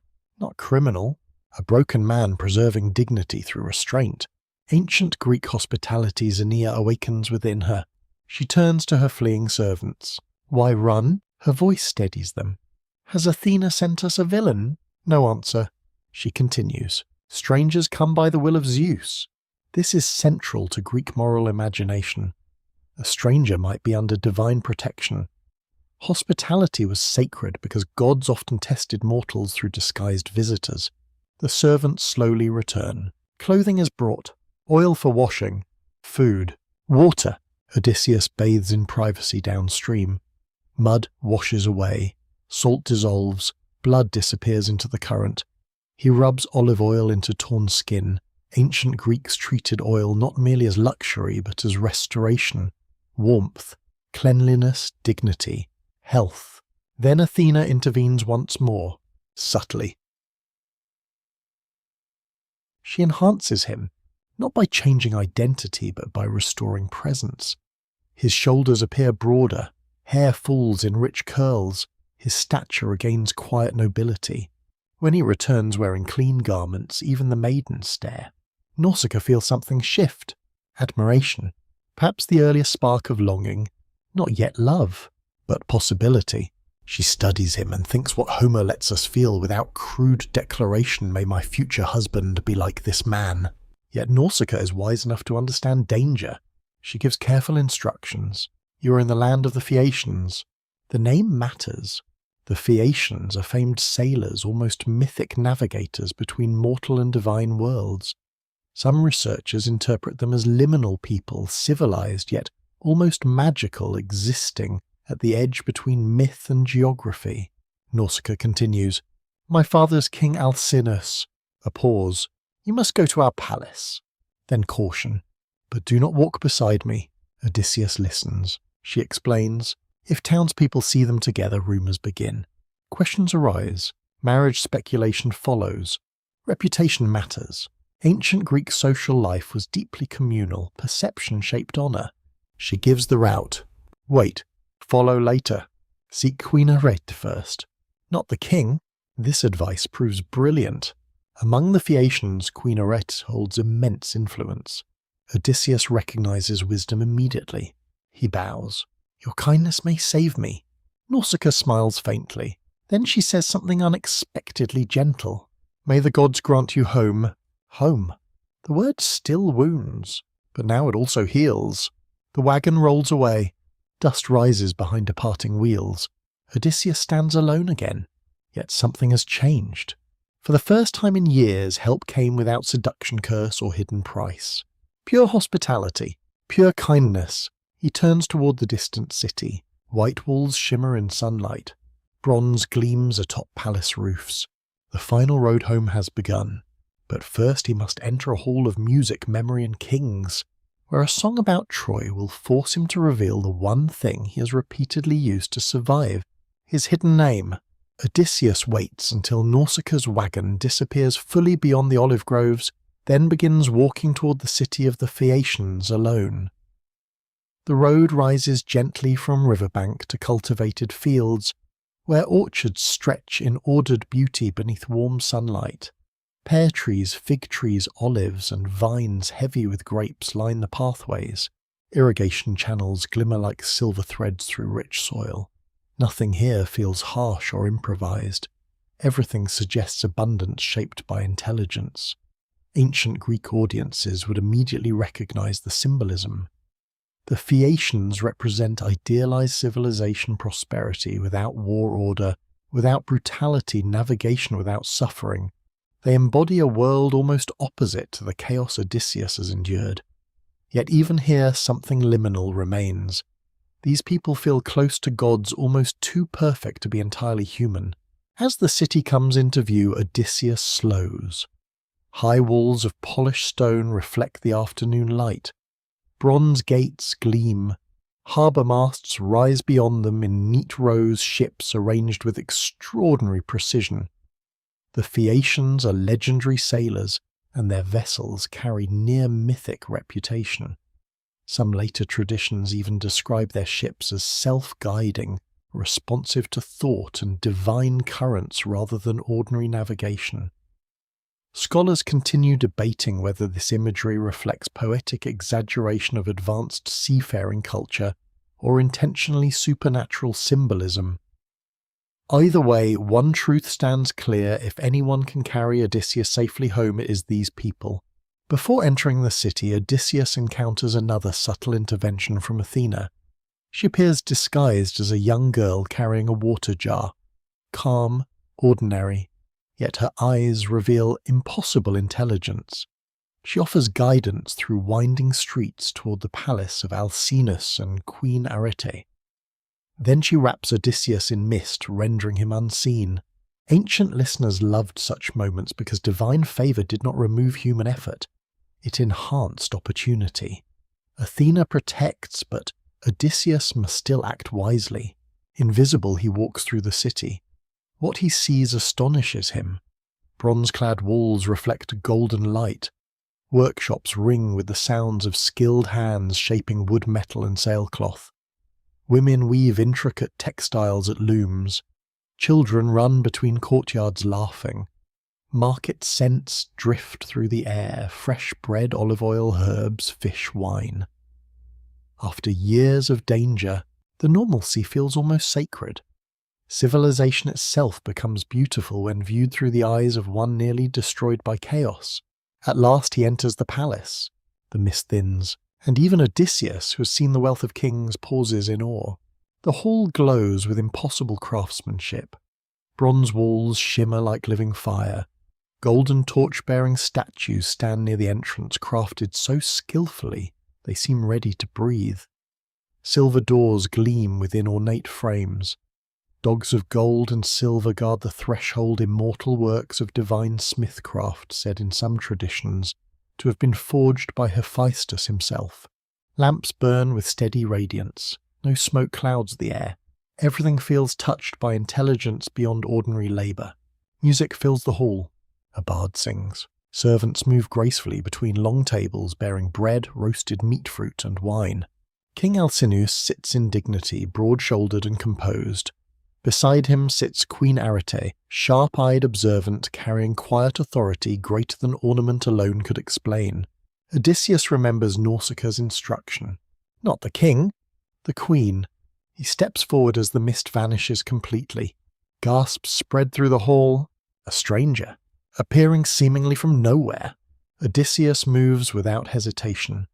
He kneels before Arete, clasping her knees in the ancient gesture of supplication, one of the most sacred acts in Greek culture. To refuse a true suppliant invited moral and divine condemnation. His voice is calm but heavy with exhaustion. "Queen, I beg your mercy." The hall falls silent. Even the bard stops singing. Odysseus continues. "I have suffered greatly." A pause. "I ask only safe passage home." Queen Arete studies him with extraordinary focus. Unlike many rulers who respond first through status or emotion, she notices details. The cloth he wears, the weaving, the garment. Recognition. These are clothes she herself oversaw. Clothes Nausicaa carried. Interesting. Yet she says nothing. King Alcinous rises. Hospitality activates instantly. A chair is brought. Food placed before him. Wine poured. Ancient Greek xenia begins exactly as expected, feed first, question later. Odysseus eats. Slowly at first, then with deep hunger restrained by discipline. Warm bread, tender meat, wine. Real nourishment after endless deprivation. Ancient audiences would understand the intimacy of this scene. Food restores personhood. Hospitality rebuilds dignity. Only after he's eaten does Alcinous speak. "Stranger, tell us who you are." The question lands softly but heavily. "Who are you?" Name again. Identity again. Odysseus hesitates. That hesitation matters.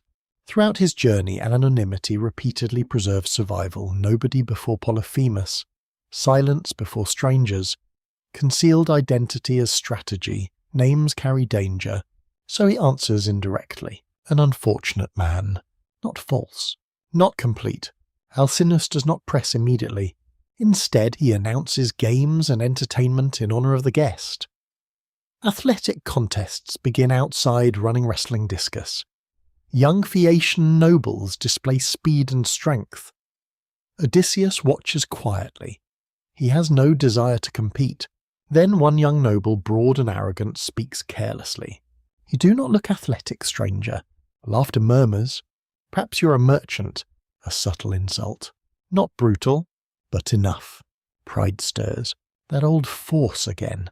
Odysseus rises slowly. Without another word, he lifts a discus heavier than any used in competition. Throws.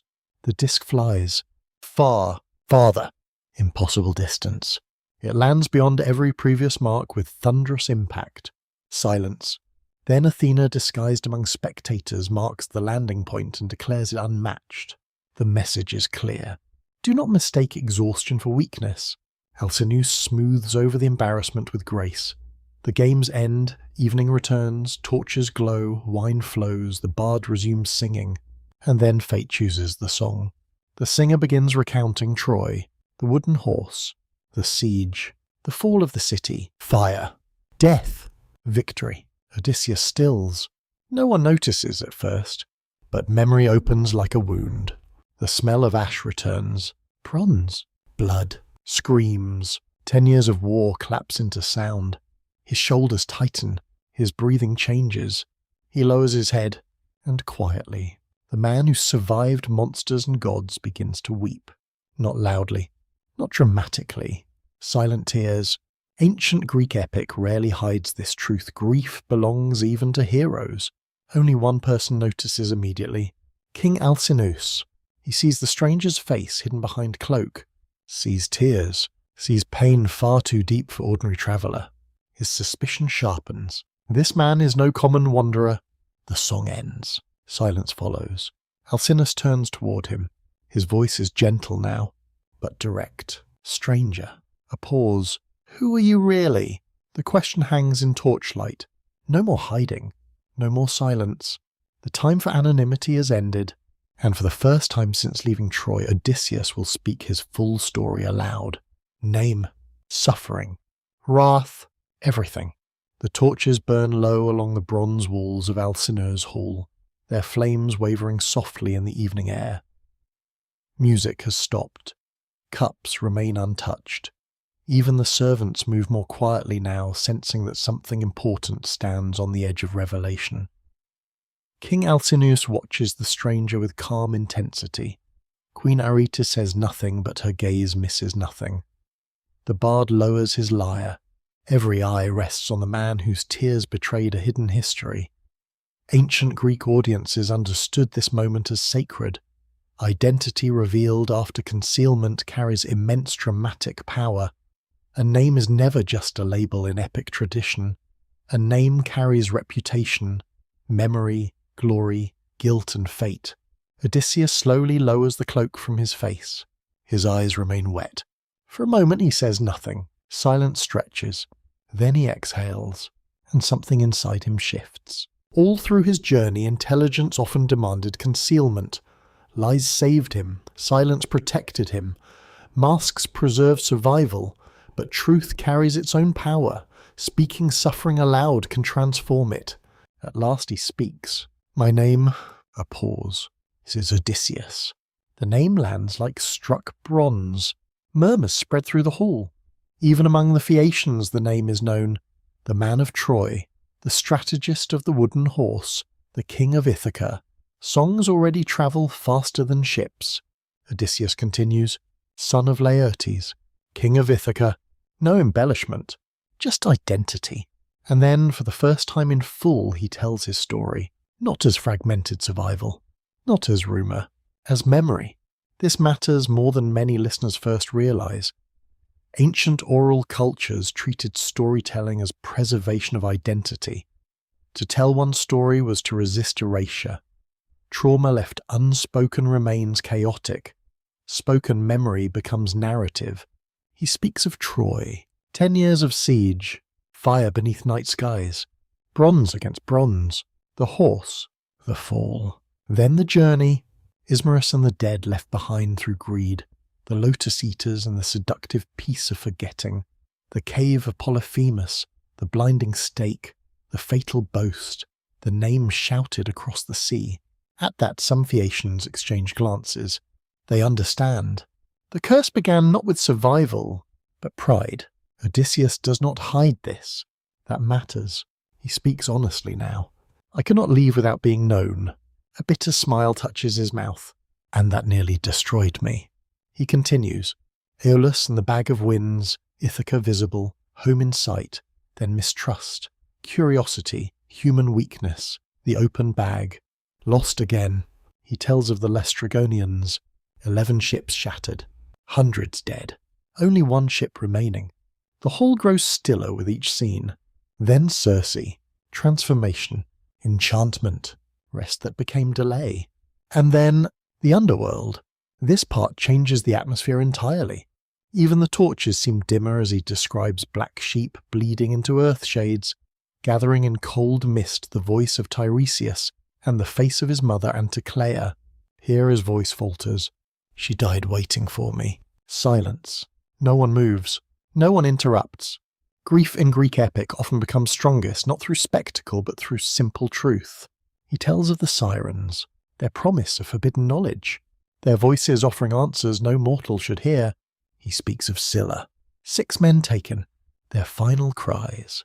This part wounds him visibly. He pauses, hands tighten around his cup. Ancient audiences understood leadership pain here more deeply than modern heroic narratives sometimes allow. Saving many by sacrificing few does not erase guilt. Then Helios, the cattle, the broken oath. His men choosing hunger over prophecy, the thunderbolt of Zeus, the shattered ship, everyone dead. Here the hall feels almost breathless.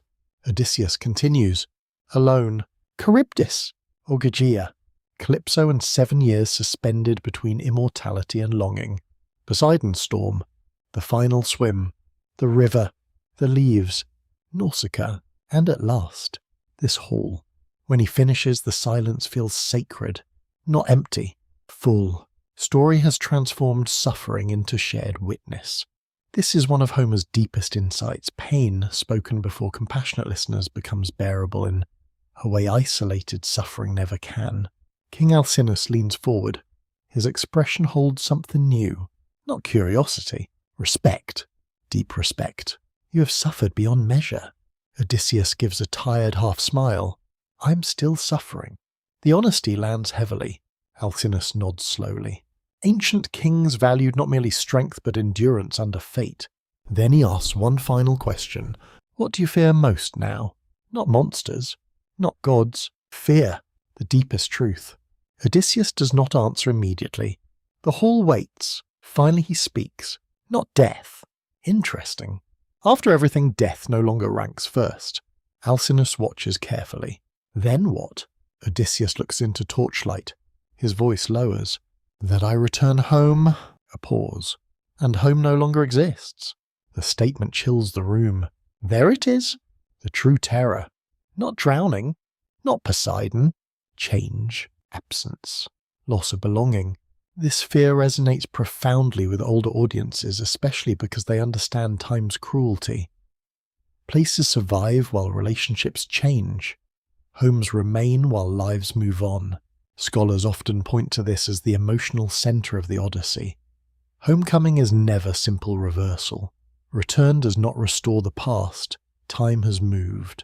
Queen Arete speaks at last, her voice calm and sharp. Then there is only one way to know. A pause. You must go home. Simple. Irrefutable. Alcinous rises. Decision made? The Phaeacians will escort Odysseus to Ithaca. Not tomorrow. Tonight preparations begin. The finest ship. The strongest rowers.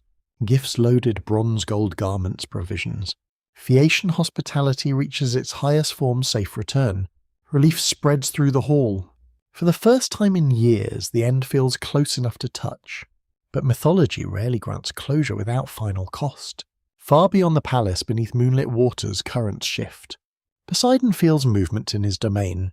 He senses intention. He senses mercy from mortals toward the man he still hates. And though Odysseus will finally reach Ithaca, the sea god has one final punishment left. Not for Odysseus. For those kind enough to help him. Night settles over the harbour of the Phaeacians in deep blue silence, and the moon lays a silver path across calm water as servants carry the final gifts aboard the waiting ship. bronze tripods, finely woven cloaks, jars of oil-polished cups and carefully packed provisions are loaded with ceremonial care.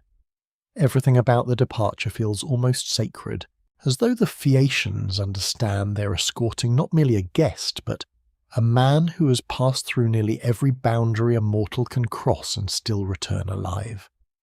Odysseus stands at the dock, surrounded by torchlight, looking at the vessel prepared for him.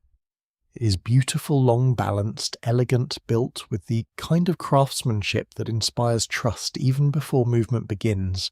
Ancient Greek audiences often heard of Phaeacian ships with awe.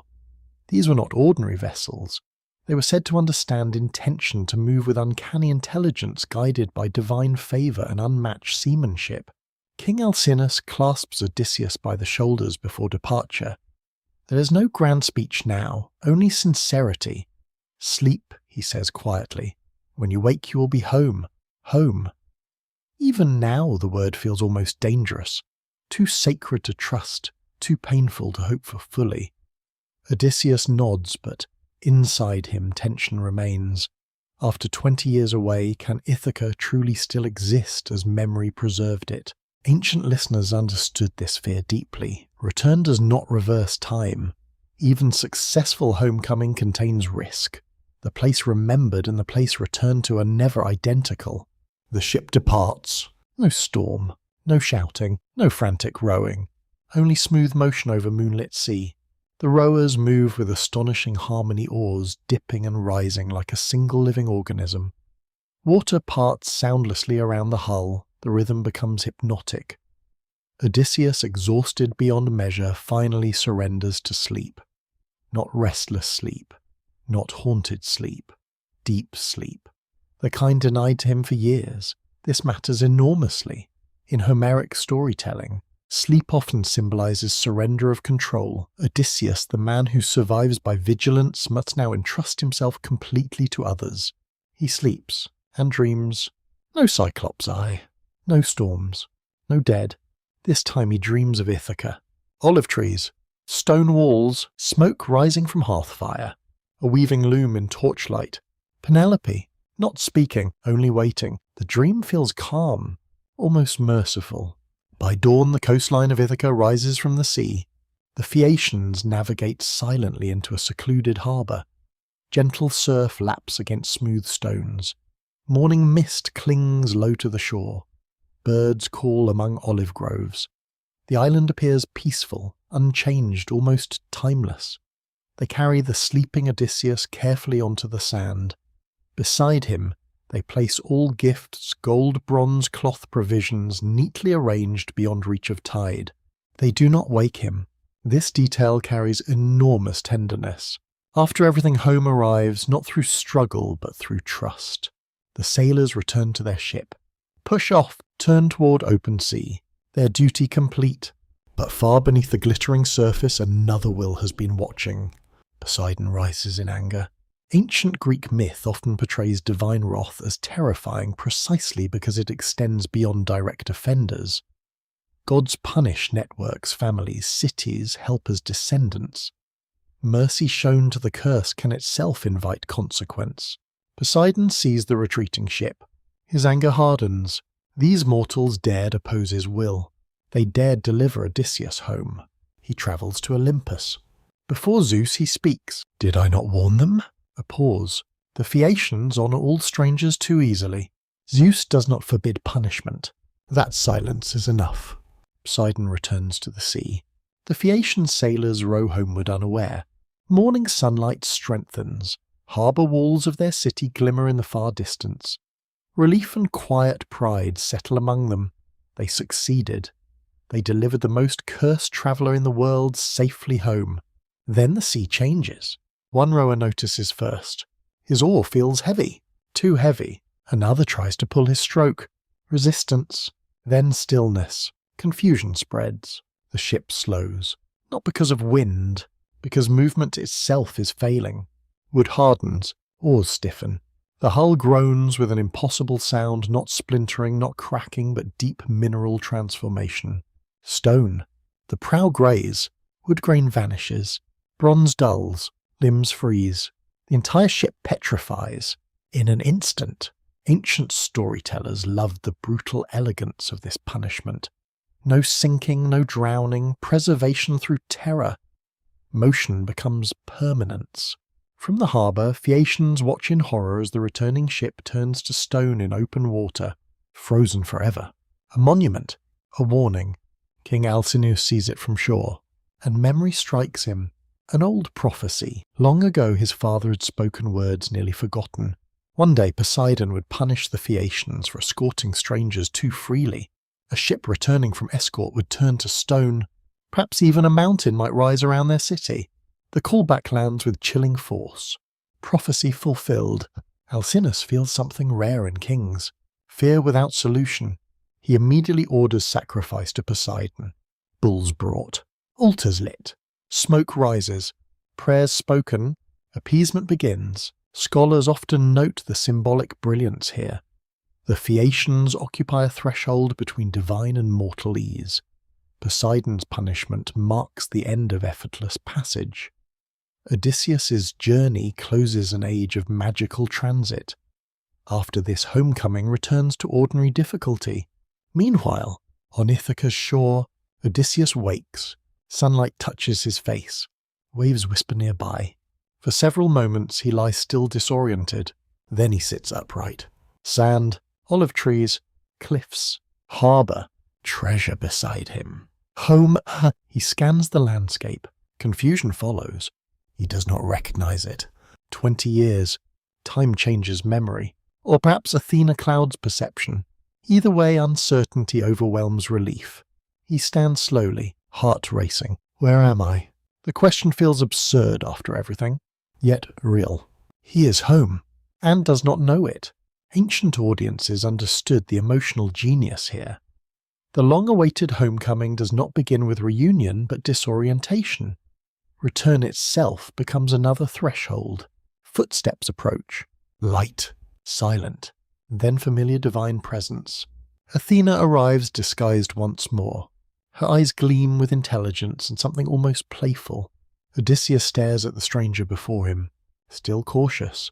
Still guarded. Even now. Athena smiles. After 20 years of storms, monsters, gods and grief, the final trial is about to begin. Not survival at sea, but survival at home. The morning light over Ithaca is gentle, almost forgiving, as though the island itself hesitates to reveal what time has done to it. Olive trees sway softly in a warm coastal breeze. The sea beyond the shore moves in steady, familiar rhythm, unchanged by war gods or suffering. And yet for Odysseus, nothing feels familiar. He stands on his homeland and does not recognize it. That detail carries deep emotional weight in Greek storytelling. Homecoming is never simply arrival. It is confrontation with time. Beside him stands a figure who has taken many forms across his journey, now revealed again as Athena. The air around her feels subtly different, as if thought itself sharpens in her presence. She studies Odysseus with quiet satisfaction. He survived Poseidon, sees Circe's enchantment, the Sirens' knowledge, Scylla's hunger, and Zeus's lightning. Yet now he stands uncertain, disoriented, unable to trust even his senses. "You're home," Athena says calmly. Odysseus turns sharply. "This is Ithaca?" "Yes." A pause. He looks again. The cliffs, the harbour, the olive groves. Everything matches description, yet feels unreal, as though memory and reality refuse to align. Ancient audiences would understand this psychological tension well. After long absence, familiar places often appear foreign. The mind expects the past to remain preserved, but time reshapes everything. Odysseus exhales slowly. "I do not recognize it." Athena smiles faintly. "Then you're still cautious." "That is not criticism, it is approval." She explains nothing immediately. Instead, she changes his appearance. Not illusion for deception alone, but concealment for survival. His body shifts subtly, wrinkles deepen, hair dulls, muscles soften in appearance. The proud king becomes a weary beggar, a man who would pass unnoticed in any hall. Disguise becomes necessity. In Ithaca, truth must be hidden before it can be revealed. Go now, Athena instructs. Enter your land unseen. Odysseus hesitates. After everything, anonymity again. But he understands. He nods. He begins walking. The path leads inland through quiet countryside. Shepherds move across hills. Smoke rises from distant hearths. Dogs bark lazily at strangers. Life continues here without him. That realization cuts deeper than any wound from war. Ancient Greek listeners would feel this profoundly. The returning hero discovers that life did not pause during his absence. He reaches the outskirts of his own domain. Ithaca feels both intimate and distant at once. Fields he once knew are overgrown or reshaped. Fences have changed. Paths have shifted. Time has not destroyed his home, it has simply continued without him. He approaches a humble farm. A man works nearby.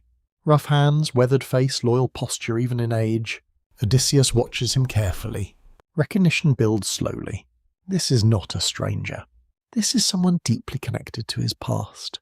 Finally, Athena reveals the truth. The man is Eumaeus, one of the few who never abandoned him. Still waiting, still loyal. Eumaeus does not recognize Odysseus in disguise. He offers hospitality without question as sacred law demands. Food, shelter, warmth. Even in reduced circumstances, the principle of xenia survives here. Ancient audiences valued this highly. True civilization is measured not by palaces, but by how strangers are treated. Inside the humble hut, Odysseus listens. Eumaeus speaks of his lost king. His voice carries loyalty unchanged by time. He will return, he says firmly. A pause. If he still lives. The words are both hope and doubt. Odysseus watches him silently. Something shifts inside him. Not yet revelation. Not yet reunion. But recognition of loyalty preserved through absence. That evening, under a dim fire, Odysseus asks questions carefully. He must learn the state of his household without revealing identity. Eumaeus speaks freely, unaware that the man he mourns sits beside him. He describes Ithaca's decline. Suitors, hundreds of them, feasting in the palace, consuming wealth, waiting for Penelope to choose a new husband. The image strikes Odysseus like blade under ribs. His wife, Penelope, still alive, still resisting, but under pressure. Time has not been kind. Eumaeus speaks with anger. They treat the house like it is already theirs. Odysseus listens in silence. Every detail tightens his resolve. The suitors are not just rivals. They are violation of order, disruption of home. Then Eumaeus adds something more personal. Telemachus has gone to seek news of his father. A pause. He searches even now. Odysseus closes his eyes briefly. His son, Telemachus, alive, acting, seeking him. For the first time in years, Odysseus feels something beyond survival. Responsibility returning shape. But he remains in disguise. Athena later appears again unseen by Eumaeus and confirms the next stage of the plan. Reunion must wait. The suitors must be dealt with, not through battle alone, but through strategy, through deception, through patience. Odysseus must become fully Odysseus again, but carefully. That night, under the low roof of the hut, he lies awake listening to the sounds of his homeland. Crickets, wind through olive leaves, distant barking. Everything feels ordinary, and that ordinariness is almost unbearable after the extremity of his journey. He whispers to himself quietly, "I am home," but he does not yet believe it. Not fully, because home, he learns, is not only a place you reach. It is something you must reclaim. Night settles over Ithaca with a strange heaviness, as though the island itself is holding its breath. In the humble hut of Eumaeus, fire burns low, casting trembling light across wooden beams and worn earth. Outside, wind moves gently through olive branches, carrying the familiar scent of soil and sea. Yet beneath this quiet surface, something irreversible is already in motion. The return of Odysseus has not ended conflict. It has only moved it closer to its final form. At dawn, Odysseus is no longer alone in disguise. Telemachus arrives at the hut guided by Eumaeus. The moment father and son finally meet is not immediate recognition. It is hesitation. Ancient Greek storytelling often delays emotional certainty to deepen impact. Telemachus first sees a stranger, then suspicion, then something deeper and unexplainable familiarity. Odysseus, still disguised, observes his son carefully, stronger now, older than memory allows, no longer a child left behind, but a man shaped by absence. Athena stands nearby, unseen by most, guiding timing rather than forcing revelation. Slowly, she allows truth to emerge. Odysseus steps forward and the disguise fades. Not instantly, not dramatically, but like mist dissolving under sun. Telemachus freezes. "Father?" The word carries disbelief more than certainty. Odysseus nods. "I'm here." Silence follows, then movement, then embrace. Not heroic, not symbolic, human. Years collapse into a single physical moment of contact. Ancient audiences would understand this deeply. Myth here is not about gods or monsters. It is about return denied too long. But reunion cannot last. Not yet. Athena intervenes again with quiet precision. The palace must be reclaimed. The suitors must be confronted. Not all at once, not openly. Strategy is required. Odysseus must re-enter his own home as a stranger. The plan forms in silence. Odysseus will enter the palace disguised as a beggar. Telemachus will hide weapons. Eumaeus will remain loyal inside the halls. Order must be restored step by step. Violence is not first solution, it is final necessity. And so Odysseus walks once more toward the place that was once his. The palace of Ithaca is louder than memory. Inside, laughter echoes. Wine flows constantly. Tables are crowded with men who act as if time has already chosen them as successors. The suitors of Penelope consume wealth without restraint. They mock tradition.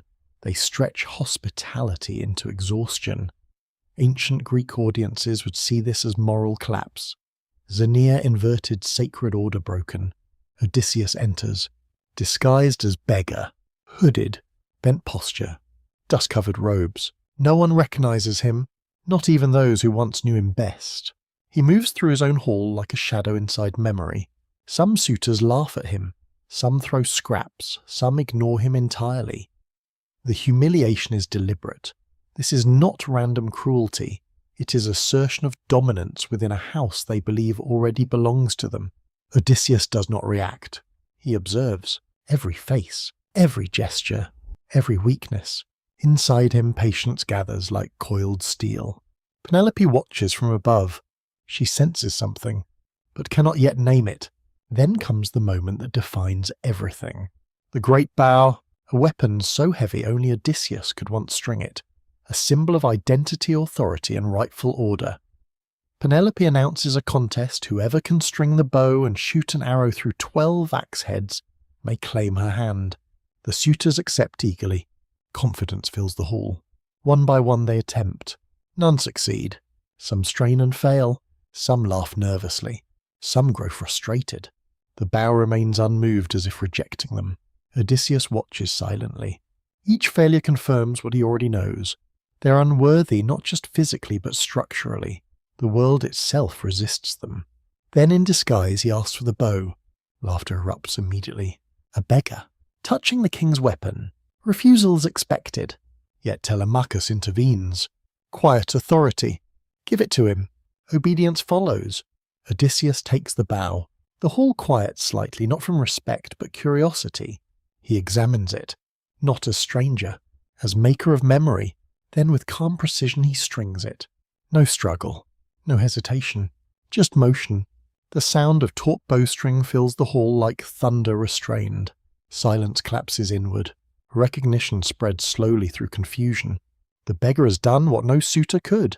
Odysseus notches an arrow, draws, releases. The arrow flies straight. Perfect. It passes through 12 axe heads aligned in a row without deviation. No explanation is needed. Ancient audiences understood instantly, order restored. But revelation is not yet complete. Odysseus drops disguise and speaks. "I am Odysseus." Silence becomes absolute.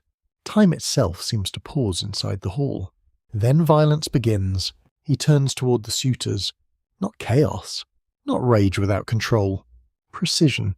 Athena stands with him now, not as visible force but as guiding presence in execution. Doors are sealed, weapons are revealed. Telemachus stands beside him. Eumaeus joins. The hall becomes battlefield. But this is not war. It is correction. One by one the suitors fall. Their confidence collapses faster than their bodies. Panic replaces arrogance. But there is no escape. No mercy is given to those who violated sacred order for years. Ancient Greek moral structure here is strict xenia broken leads to restoration through violence. Not cruelty, but rebalancing. When it ends, silence returns again. But this silence is different. Not empty, restored. Odysseus stands in the centre of his hall, breathing heavily. Blood on stone, on bronze, on memory. Telemachus watches him. Not fear, understanding. Eumaeus lowers his gaze in respect. The house is his again, but something still remains unresolved. Penelope has not yet come down, and recognition between husband and wife, the most fragile of all reunions, still waits. The hall of Ithaca is finally still. Not the tense silence of before violence, not the uneasy silence of strangers, but something deeper, an exhausted quiet where the body of the house seems to remember what it once was. Outside, dawnlight begins to spread over the courtyard where the suitors fell. Blood has been washed away, weapons have been removed. The world is trying, slowly, to return to order. Yet for Odysseus nothing can fully return. Ancient Greek audiences understood this truth with painful clarity.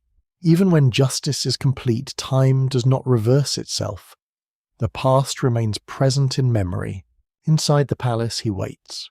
Not as king, not as warrior, but as someone suspended between recognition and disbelief. Penelope sits in her chamber above the hall listening to reports of what has happened below. Her servants speak in fragments.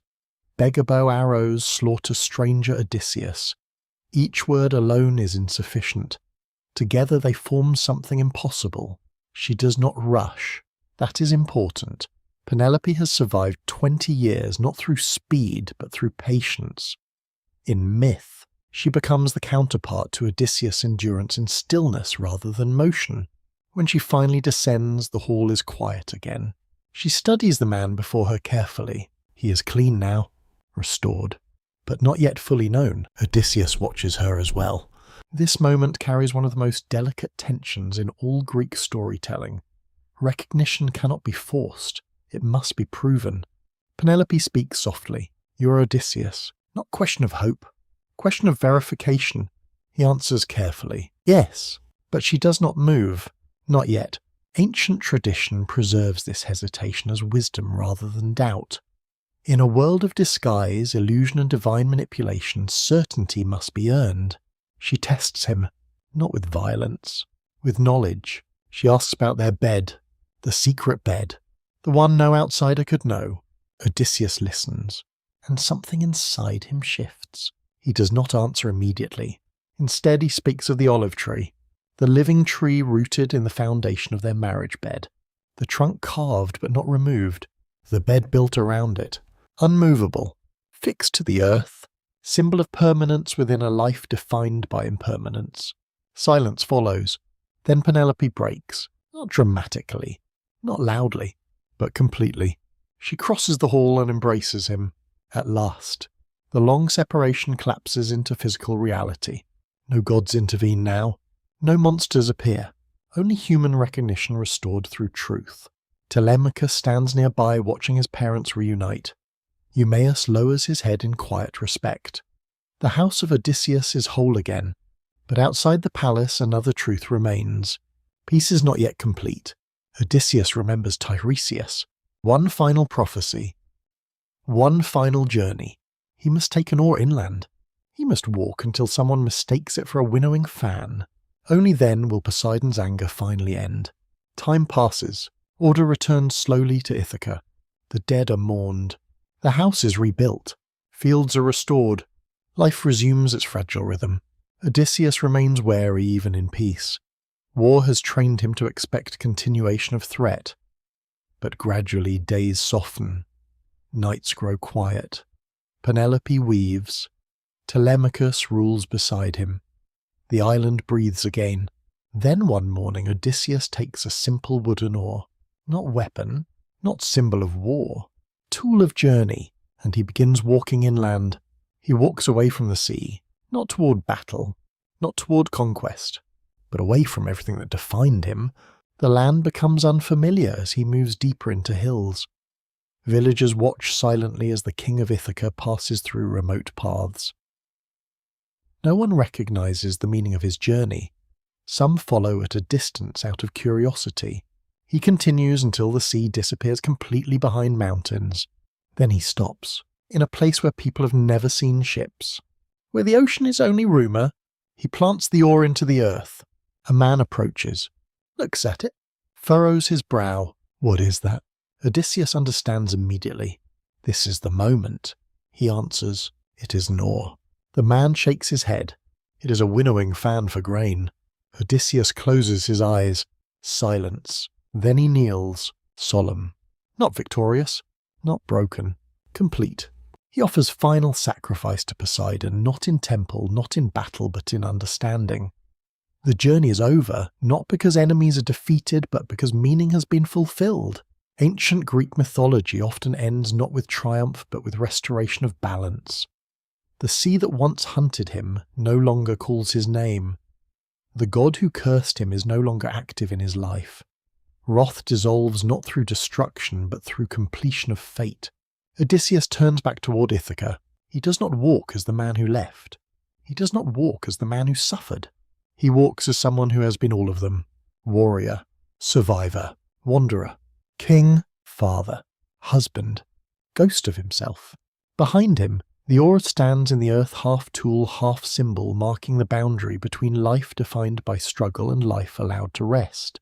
The sea remains behind him, still, endless, but no longer calling, and as he returns home for the final time, nothing follows him anymore except memory. Slowly, quietly, the story ends where it began, with a man trying to reach home, and finally, after everything, he does.